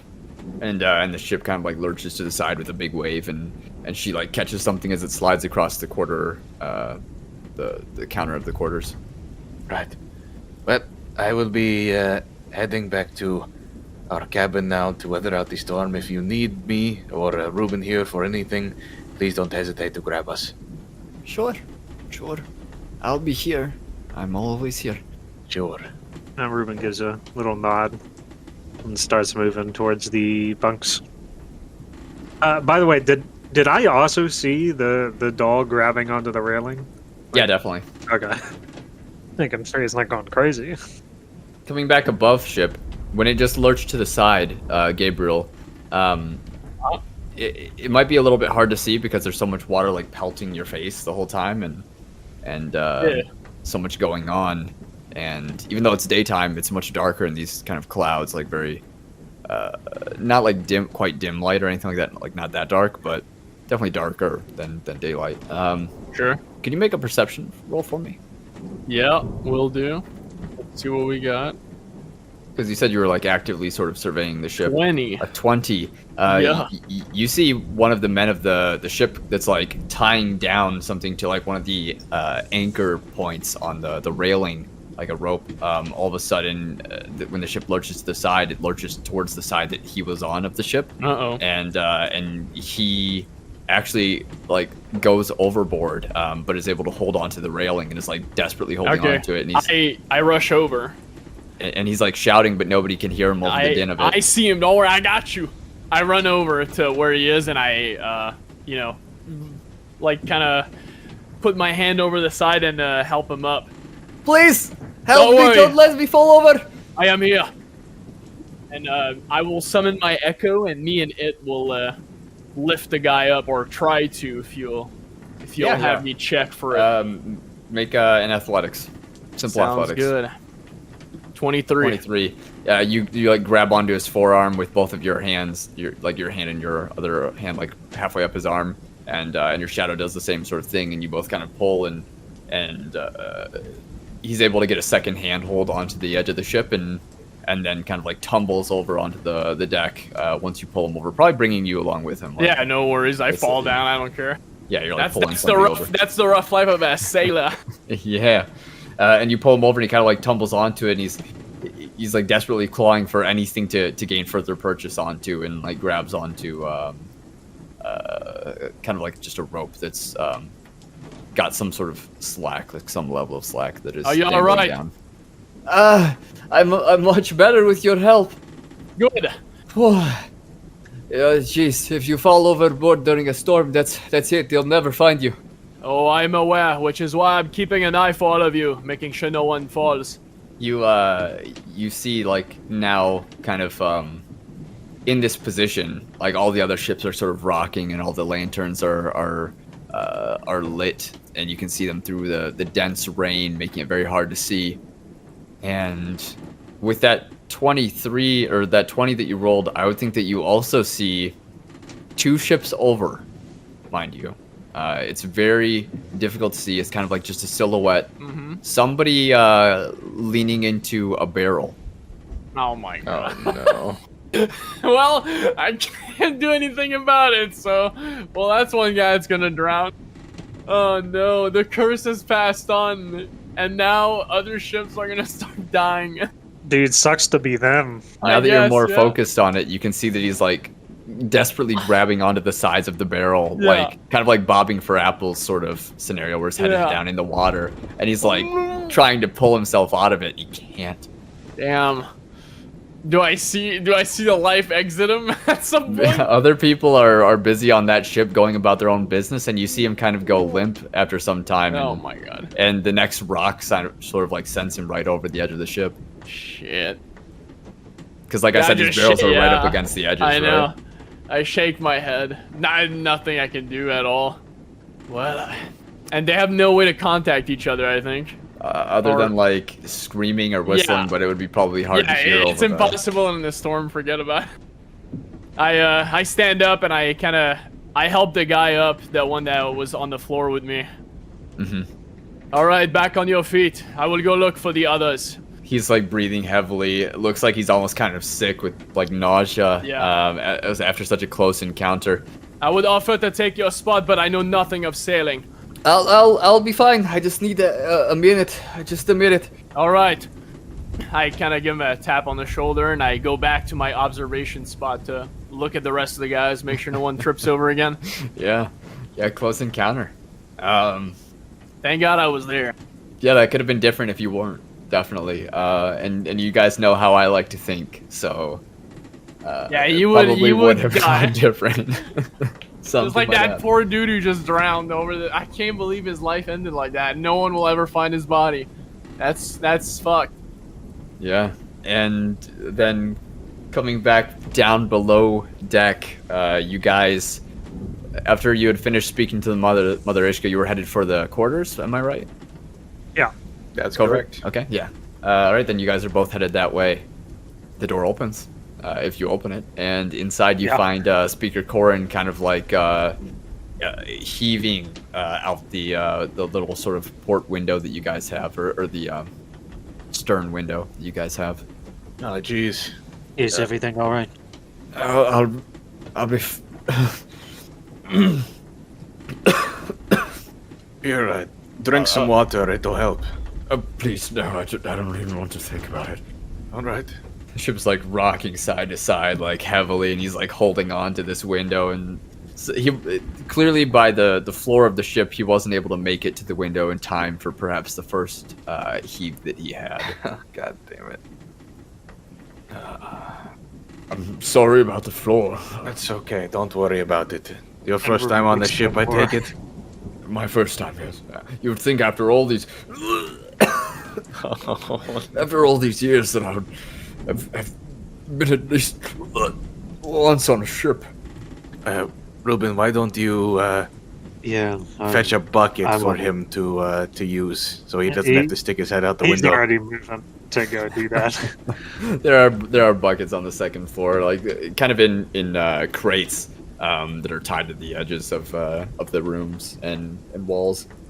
Yeah, he just steps out of the room to go fetch one. Also, for any of our listeners, I'm sorry if that sound makes you uncomfortable. I'm in the role play. But yeah, you find a bucket pretty easily, I would say.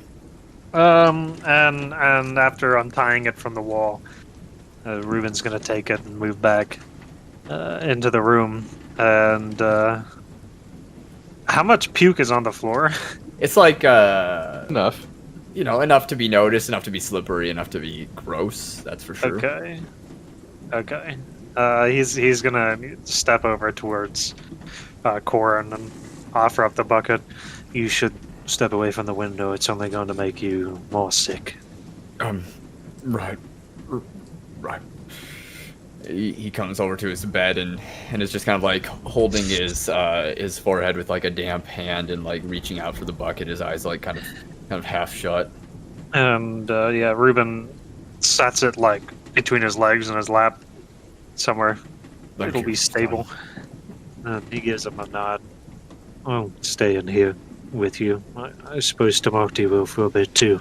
Sailing is not what I expected it to be.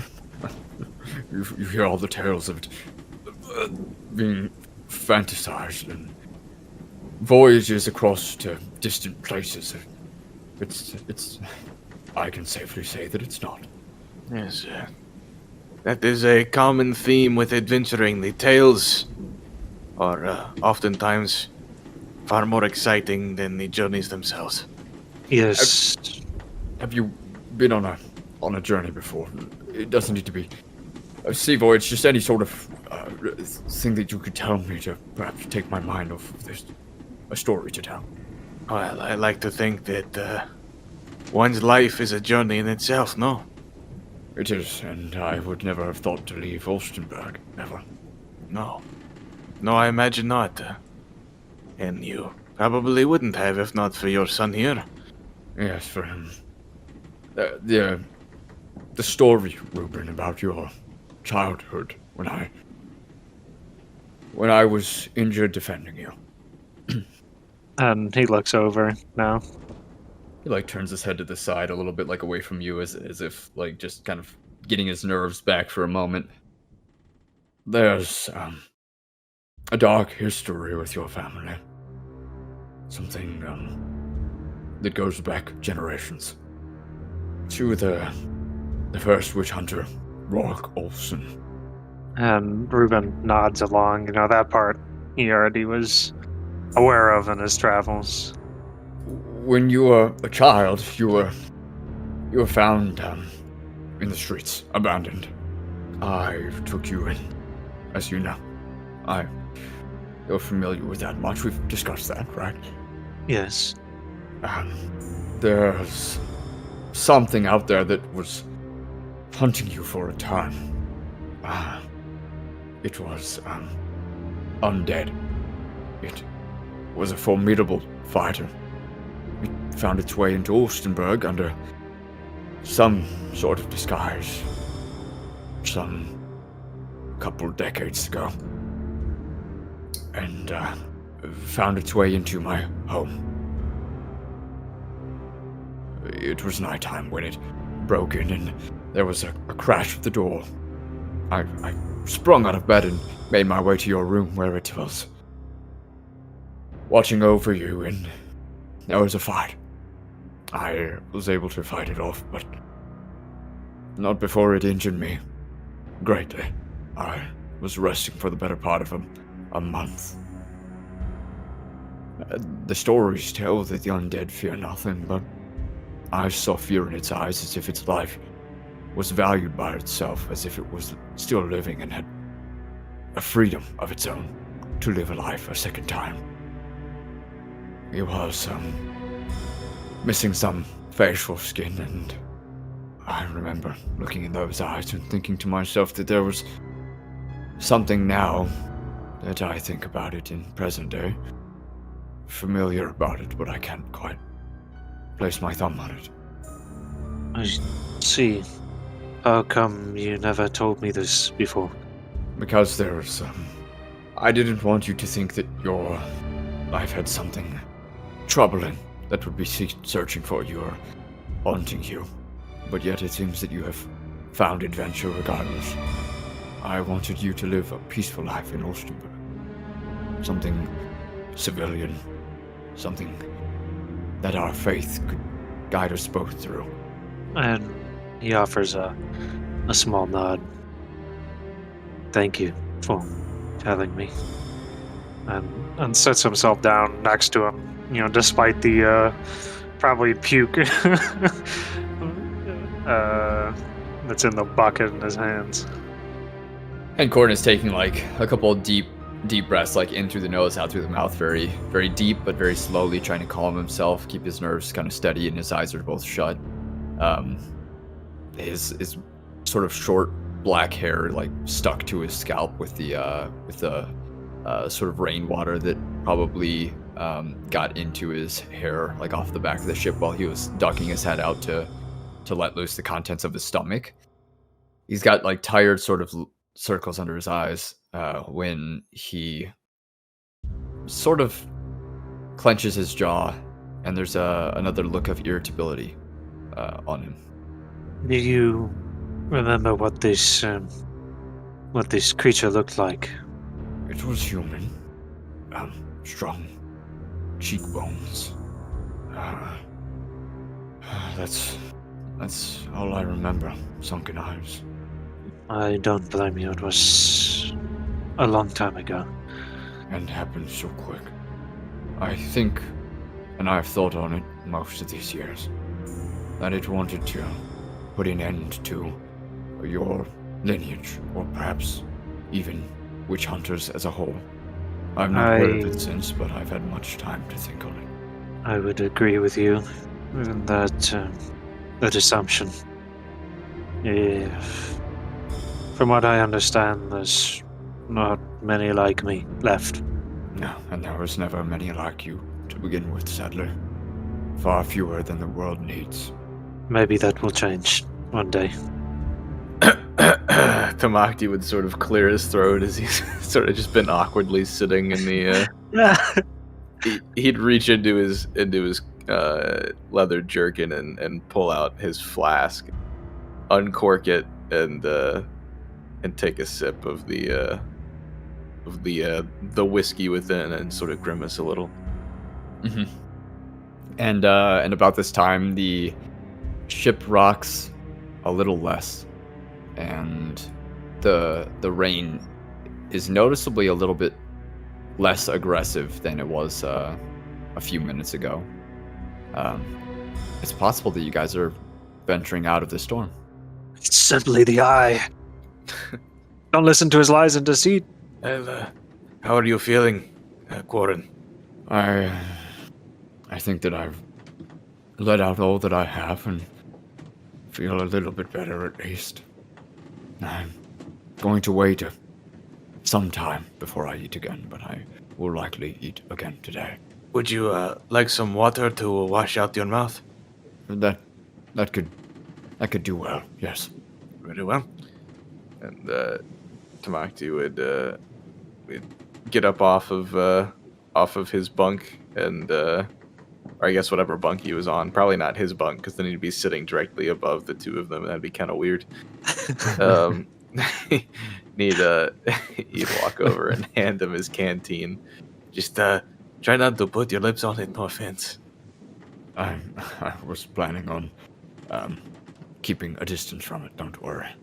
And he kind of like tilts his head back and he lifts up the canteen a few inches above his face and goes to pour it. Some of it kind of like missing and going down like his jaw to his neck, but he gets enough to kind of close his lips and hand it back to you and swishes around a couple of times before spitting the contents into the bucket.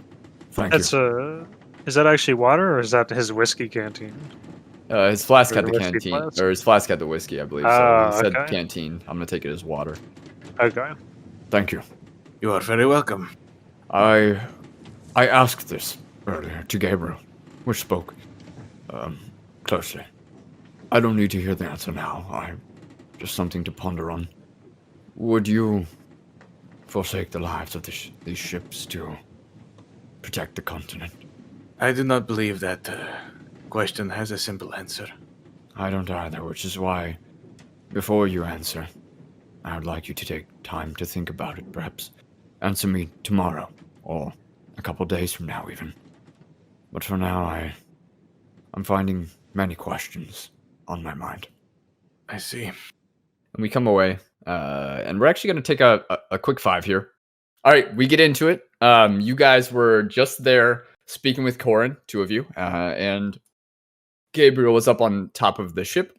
Yep. He had saved somebody from going overboard, and then there was also that instance where he witnessed somebody getting drowned in a barrel and then fall over the side of the ship like their limp body with one of the rockings of the waves. These are like huge waves in this thunderstorm. Like there's lightning, there's heavy rain, and when you go up one of these waves, it's like the ship is like at a 20 or 30 degree incline, and like if it's coming from the side, it's scary. And plus there's so many ships and they all have to navigate without like running into each other, and so there's a little bit more of a spread between them, and this is a tough thing for somebody to do. But as we come out of the storm, I would like to do, because as much as we love roleplay around here, I do need to kind of catch you guys up with the other party.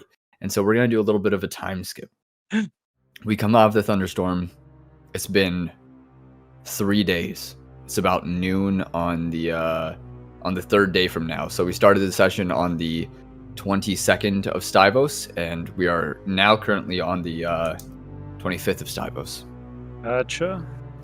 And so kind of briefly touch on what you would have been doing over those last 3 days, starting with Rubin. I'm not sure if there's any points where these ships would that ship have ever gotten closer, the one that Gabriel, I assume he probably would have shared that information of the barrel. Yeah, they've been working on kind of like slowly rearranging the ships from ship to ship, and that one has probably gotten the news at some point that kind of thing happened, and there have been no other strange sightings of this thing since then. It's a sunny day today. It was a sunny day the day prior. It was overcast but not rainy the rest of that day, the 22nd. Gotcha. But yeah, word probably did get to that ship, and yeah. Okay. Otherwise, I assume we all have that spell. Like we got read the spell list as well. Mhm. The gym. Yeah. So that means I have the. Okay. I would have probably asked Strider for one of the gems, and also like tried to see if he could do the trade for the teleportation one. Okay, so there's a very difficult way of kind of determining which gem is which. So it would just kind of need to be like Probably would have just asked like Well, Mother name's Isha, right? Ishka? Ishka? What? The list of spells is like listed by color, and none of those gems are the same color. So presumably, They're all the same. Yeah, they're like six. we have like a couple red ones, a couple. So like you can't tell which one of the red ones are like this spell. I'm an essentially, idiot. I what thought all what of we those should spells were attached Nah. to one. Well, yeah, they're attached to one gem, but we don't know which. Yeah, so, they're like, 20 pick, gems. Just pick from a color that like none of the spells there interest us, and like we could offer up those on the chopping block for the trade. Topaz. Well, Insight Riot could be cool. So the gem Rubin would have asked for from you, Gabriel, is Consume Mind. I don't know which one it is, man. We don't listen to me, okay? The spells, like we know Oh, that, right, like, but we could have gone to Mother Ish. Well, yeah, but apparently it takes a long time, and I don't want to take all our time, so Yeah, she's busy. she would have to go through the entire thing. Once she teaches me, So that's what I'm saying. Do it. That's what I'm saying here. Like, if there's a category of spell, like a color, that we don't really mind losing some in there, at random, because we don't know which ones we're gonna lose. I was thinking probably like Ruby, or like Sapphire. Sapphire. Does like those two? They don't have like the big hitters spells. Definitely not Amethyst. However you pronounce that. We don't want to give up anything from Amethyst or Emerald. Yeah. I want to turn So- somebody into a tree at some point. So Sapphire might be our biggest. Offer I'm some with of you the. on Sapphire. Oh, there you go. So go to Mother with the 4 sapphires and ask her how many she wants for the teleport and make the trade. You have my Yeah. blessing as the general manager. Okay. As the what's under the general manager? Assistant manager? Nah, like Assistant the to head general coach. manager. Yeah, the head coach. I had to. God, I had Ishka. Ishka. Okay, Mother Ishka. Madara Ishka. Mother Ishka. I had the Mother Ishka and offer a trade with these 4 sapphire gems, and inquire how much it would be for that one teleportation, and try to work out that deal. Okay. What else would you have done during that time, though? It's the whole 3 days. You don't need to have like a packed schedule, but like if there is anything else that you would have done, I will need to know it. Definitely, assist Tamacti in his feeding of slaves. I assume he'd still do that. And then also inquire with Thorgrim if there's anyone that's capable of lifting curses. Well, yeah, we have to inquire about that other ship because there's the 2 mages on that ship. We Yeah, still the need to mage inquire ship. about getting those guys on our ship. Yeah. And other than that, really, in the low times, Rubin would spend some more time studying his book. And not really doing too much. I was a little unprepared. You're good. You're good. Then coming over to Tamacti, and if there's anything else that you think of and want to add to it by the time that we're done with this, think about that. Gotcha. But Tamacti, what about you? What are you kind of doing over those next 3 days? Mind you, Speaker Corin has made it to a couple of the other ships, like ones that came by, and he was able to get to. I'm doing. Yeah, I'd probably ask him what he was doing. He's just checking out the other ships. That's what he would say. Yeah, okay. Dude, Corn's about to sacrifice his whole fleet. It's about to go up in flames. Can I roll an insight on that? We'll get to that. We can have that kind Okay. of encounter. Okay.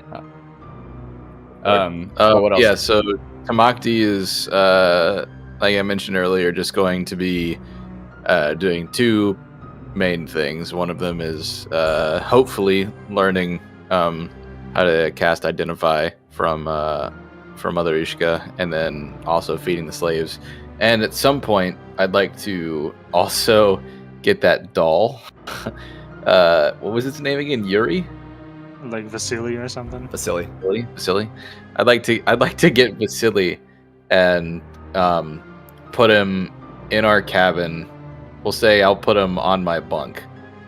Like sort of just perched, like legs kind of folded over the side, like dangling, I'm going to tell everyone, including Speaker Corn, about this, that I'm putting it there, but I'm not going to tell anybody else in the ship. And Okay. and I'm not going to try and like conceal where I'm going with it, but I'm not broadcasting to the ship that that's where I'm putting it. So I'm going to run a little bit of an experiment here. Okay. And then what about? Is there anything else you're feeding and whatnot the slaves? That's it. What about Gabriel? I will learn as best I can how to be a useful sailor on the top deck. Oh, I think that's totally within reason too. That, and also inquire with Thorgrim how we're doing on the whole maneuver to the other ship, whatever it's called. It's like the Winter something, I think. The Wave Watcher. Wave Watcher, yeah. We need to dock with this one or link up so we can have these mages come here. Okay. And other than that, not much. So, going in kind of the order of things that you guys went about doing during that time, and not in any chronological order, but if somebody wanted to have that conversation with Corin, then now would be the time to do that. Kind of who would go about doing that, and it can be more than one of you, of course, but. Yeah, I think Rubin would definitely ask him. Okay. What's going on? Does anyone else feel like they would have been part of that conversation? Yeah. Probably not me. I'm learning how to be a sailor. Sounds good. Okay. He's busy bonding with the boys. Okay. Yeah, it's I'm getting probably like immersed in Norse life. he probably just came back from one of the ships. Gabriel is somewhere on the second day, just kind of learning how to be a sailor on the top deck, and it's a sunny day, like I said. Yeah, he just came back from one of the nearby ships, and Tamacti and Rubin, you guys are there with him. These bridges are very crude. I was afraid I was going to fall. You seem like you're feeling better, at least. A little bit. It's been some time. I've had time to ease my stomach and gain my sea legs, so to speak. And Rubin does a little bit. You've The been sunlight helps. heading around to the other ships. Yes, just visiting them, checking them, and looking over them, seeing if they're similar to ours. Surprisingly, they are. Okay, I'd like to roll an insight. Yeah, go for it. Can I assist? Because I'd like to ask him some questions as well. Yeah, sure. So I guess go ahead and roll again since I'm assisting Rubin. Oh, okay. A 25. Much better. Ooh, big difference from an 18. Wow. Okay. He's not being completely forthright with his purpose on the ship, and it's kind of given away by the relationship that Rubin has with him. Like he kind of knows. And what else? Well, you know, just spreading the faith. And what does that mean exactly? I'm just carving prayers to watch over the people of the ships and wish them good fortune in hunting and the like. I look over at Rubin, I guess, for like an indicator on whether or not he believes this or. Have you thought of teaching anyone aboard these vessels the faith? It seems rather unlikely that they would find interest in it, but I suppose perhaps I could try. From what I heard, I believe it was. Slashme looks at his biography. Morgan, that, well, they do similar things. They might be the most amicable, and perhaps they would find it interesting. Yes, in fact, this ship right here that I have just come from, they're part of Seer, and seem to have much interest in, well, I think that they would be similar as well in some ways to our faith. It would be nice to have others, I think. And, well, this is what you did back in Ostenburg, so it might be refreshing for you as well to get some sort of Yes, familiarity. yes, it would be. He nods. And finally notices that Tamacti had been looking to him for some inference. They are prayers for protection. What you been carving? Very well. I am choosing to trust you. And in turn, I'm choosing to trust my father. Yes, and in turn I am seeking to go back to the quarters and rest in the room. Do you have any more questions for me? I sort of hold up a hand. You asked me a few days ago Yes. whether the lives of a few were worth the lives of many. Yes, I did. And what did you find in your self-search? My answer is simply, I choose not to answer. Because a question like that is, quite frankly, unanswerable. It is a dangerous question and dangerous line of thought. And that is why I choose not to engage in it. Respectable. Is that all that you had to ask of, say? It is, unless your son had more of you. Oh, Rubin just gives him like a pat on the shoulder and steps off, going And about he, whatever he was doing. He gives each of you guys like a passing sort of pat on the shoulder as he walks between you and heads for the stairs down to the lower deck. Coming away from that, the next day, the third day, so present day is probably when you could also go about making that trade with Mother Ishka, but also Yes. finally the other ship with the mages, the Wave Watcher, has maneuvered next to the Sea Serpent. Dude, holy shit. Finally. Only took them 3 days. They're busy people. They got a lot to do. Maybe they're just not getting around to it or avoiding it until now, and they finally did. Who knows? I assume we're all gonna go to visit the mages together, right? It's up to you. Yes. The Okay. mage that you guys have in captivity downstairs has been pretty behaved the last couple days. Good, good. He knows what's gonna happen to him if he doesn't behave, man. And Yeah, Captain Crunch.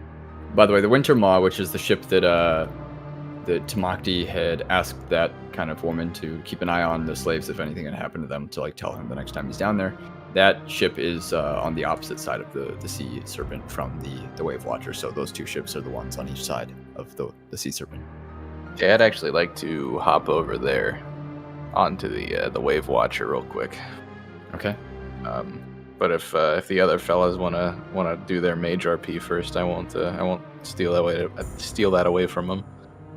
I'd say that's before fine. that got into position, you guys probably would have been doing the trading because that would have been available before. Okay. Before the merchant ship came into contact. So probably. would anyone else join me in this trade? I saw you, bro. It's for your Yeah. dad. I mean, I might already be down there with her. Hopefully, I'm being taught. Yeah, I'd say that probably is what's happening. You are in the middle of being taught, and Rubin, you see that Mother Ishka is not particularly busy in her teachings with Tamacti because it's mostly hands-on for Tamacti. All right, and Rubin shows up with like a smaller bag of just a set of gems. He waits patiently for a moment. He does approach, but he doesn't say anything. Not trying to interrupt this teaching, and just wait for like a pause. And Tamacti, you're holding in your hands a pearl, probably worth about 100 gold pieces, and an owl feather as you are casting this spell. You would know it out of character, all of you guys probably, as the identify the first level divination ritual. Mhm. And so you are currently in the process of identifying one of these gems, not your guys' gems, but one of the ones that Mother Ishka kind of has on hand. And you cast it, and you find that the spell inside of it is teleport. It's the kind of the one that you guys are interested in trading for by default. Sick. This is quite an interesting technique, Mother Ishka. Thank you. Yes, do you feel like it's getting easier for you to cast? Yes, it's becoming almost intuitive now. And do you feel confident in the answer that you got from it this time? I believe this one was I look at her. a teleporter.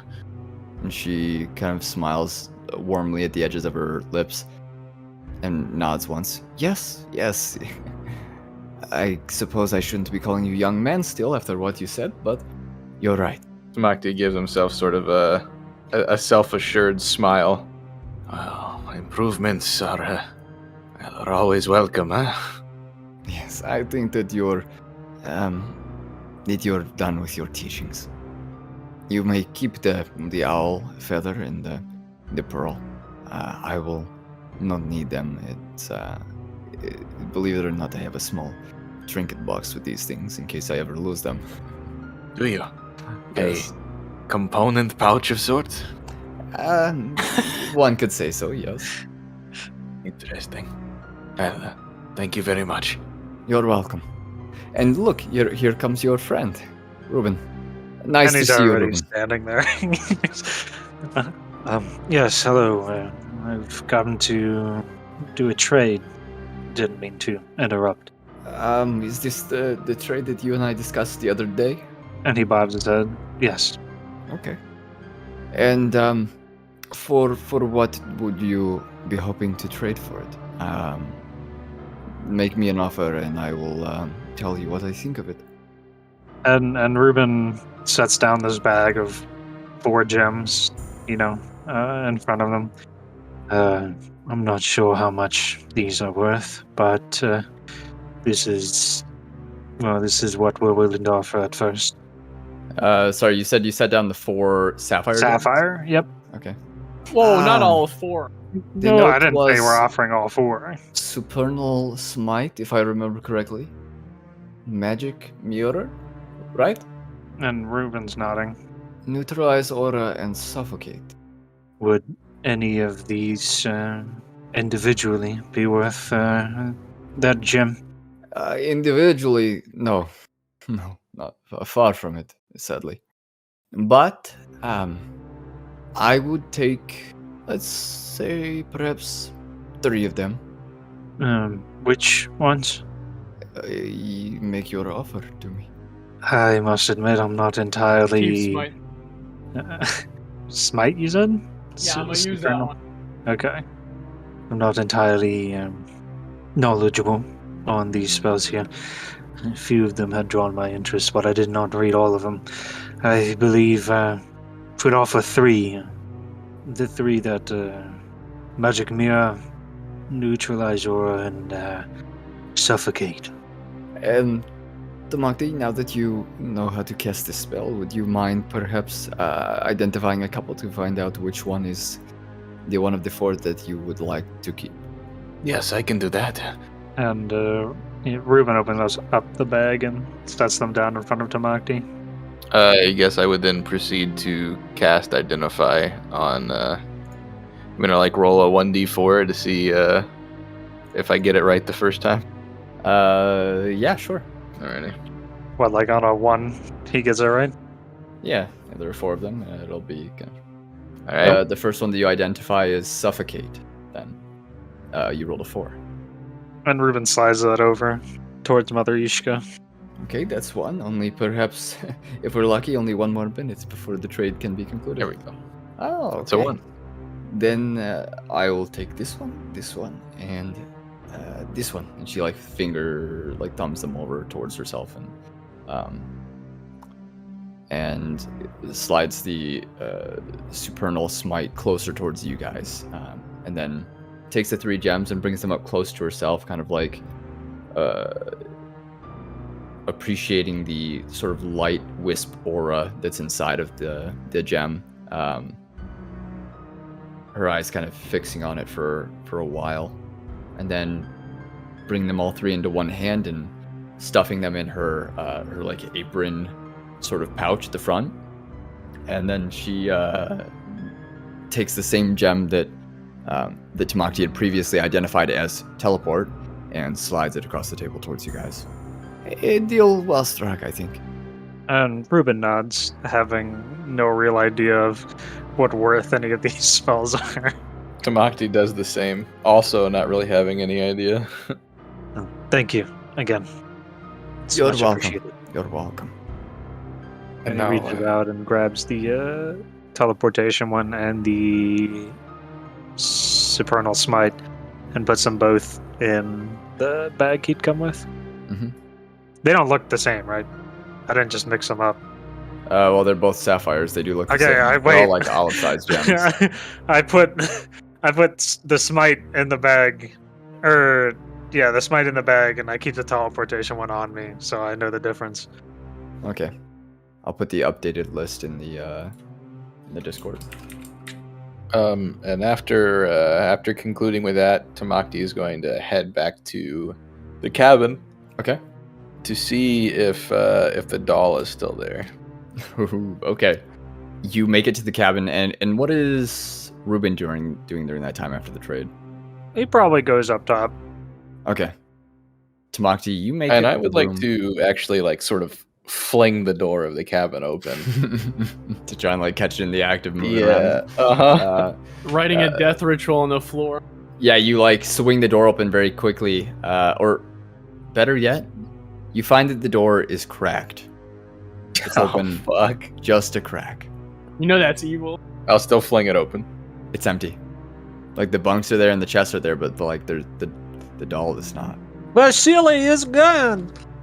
I look. I go inside and Tamacti starts to not tear the place up, but look under the beds, like look everywhere possible to see if he can locate Vasily. Mm-hmm. Nothing. Nothing.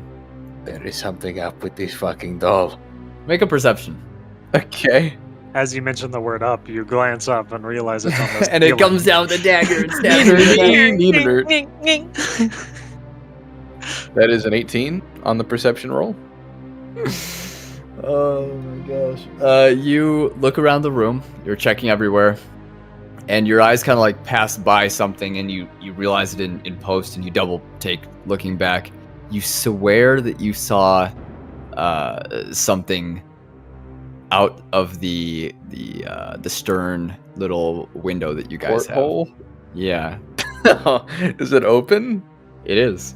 Okay, Tamacti will run to the porthole and stick his head out.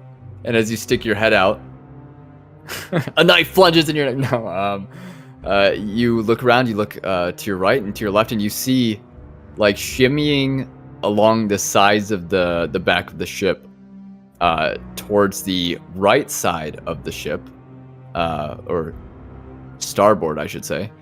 Towards the starboard side of the ship, you see Vasily shimmying along like a band of wood that goes across it like a horizontal band. Holy shit, I fucking knew it. Okay, Tamacti is going to run up to the top deck, and once he gets there... Sorry, I'm just trying to check to see how long Detect Magic lasts. 10 minutes. I'm going to cast Detect Magic, and it's in a 30-foot radius, so he's going to run over to the side of the ship that he saw Vasily shimmying along and see if he can't detect anything over there. Presumably, this doll is magic. So he's trying to like detect where it is. Okay. So I'm gonna say, before that outcome happens, you just make your way to the top of the ship. It's sunny day. The serpents are kind of like sailing or swimming across the water side by side along the ship, like the druid serpents, that are wild shaped. I mean, they're just kind of like bobbing up out of the water and back under it and doing like those whole dolphin dive arcs through the air. What is Gabriel doing? The other ships, the one with the mages to the port side is lined up, and I will kind of just stand by the bridge and wait for them, because I was told they were gonna come on our ship and we don't have to go collect them like peasants. But I'll just kind of stand there and wait, doing my sailor work. Yeah, and you watch as they make the sort of makeshift bridge. Like they're sending over the grappling hooks that catch onto the edges, and they pull them taut, and they wrap them a couple times around the edges of the opposite ship, the one that they threw the tethers from. And then you see like the long lengthy plank that's like 30 feet long go across from your ship, the Sea Serpent, to the Wave Watcher, the Morgong ship. And once it's in place and it's secured, you see a couple mages like in furs and robes like underneath these furs and hoods up begin to make their way across the across the bridge, there are 2 of these mages. I offer them a wave, imagining they can't wave because they're crossing this rickety bridge. They're crossing. They're about halfway over when we come back to Tamacti. Tamacti, you now make your way on top of the ship. Like I said, these serpents are sort of bobbing and stuff out of the water. And so one of them is actually like underneath the bridge that the other mages are crossing over from the other ship to yours. Which is kind of probably a cool experience for those mages getting to like walk over a bridge between the ships, like over top of a serpent. However, you look over the edge and you detect some magic, yes. And what do you do? I sort of try and follow it, but I'd actually like to roll a stealth check because I kind of want to like. I imagine like when it's about to like reach over and climb up to the top deck, I want to like snatch him by the scruff of the neck and hold him up. Okay. I want to try and like kind of make my way sneakily up to where I think he's about to climb over onto the top deck and grab him. Okay. Then I think that he makes his way across to like the middle of the ship, or probably not quite the middle, like where the middle meets the back of the ship, and like the stairs go up to the helm. So like where the stairs start, pretty much. And he begins to climb over onto like over the railing and onto the stairs. When all of a sudden you're able to kind of like reach over and snatch him up by the scruff of his neck, like the clothing. And he immediately looks at you like wide-eyed and like turns his head all the way around to face out of the water and is like flailing towards you with his arms and legs, and then kind of goes limp. I knew it. I set him down. As you set him down, Okay. and the mages are crossing across the bridge, and the serpents are swimming alongside you guys in the water.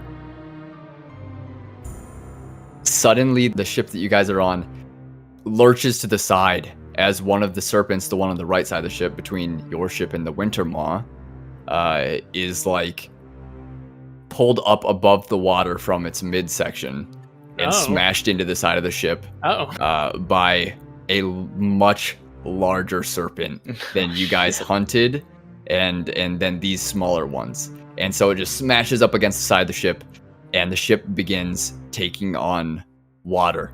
And as it's taking on water, there's like broken boards down below. This serpent like smashes into the side, and then like still with the druid wild shaped in its mouth, streaks into the air and starts to come down in an arc, splashing down into the water and going deep underneath the surface. With your ship taking on water and all this happening, we are going to bring an end to this session. Oh my god. I fucking knew it. Let me talk to you, silly. A lot going on that we're going to pick up on the next session. But I think that's kind of where I want to end this one. So Cliffhanger like always. A big one. A lot of stuff going on. There are the mages that are crossing, that are like the ship lurching to its side. Who knows what happens to them? And then Vasily is just put down, so who knows if he's going to get away from Tamacti. There's now a hole in the underside of the ship where this serpent like smashed through the side of the ship with this other serpent in its mouth. The slaves are all about to drown. A lot of stuff going on here, and Corin's down there in the room. And Rubin, your children, they're all about to die. Who knows where Rubin is? Stuff is nuts. Great. And the ships are all moving, so like they're not going to be able to just like stop on a dime and come help you guys. So it's going to be tricky. But with all that being said, like I said, that's where we're going to end this session. And we thank you guys for hanging out with us and listening. We hope that that it was. I know it can be kind of tricky to follow how I describe the stuff sometimes with the ships, considering that they all have like different names and whatnot, and they're moving around and all this stuff is going on at the same time, and my party insists on splitting up and doing different tasks. But we appreciate you guys listening. We hope to catch you at the next one. And like always, never split the party. See you next time.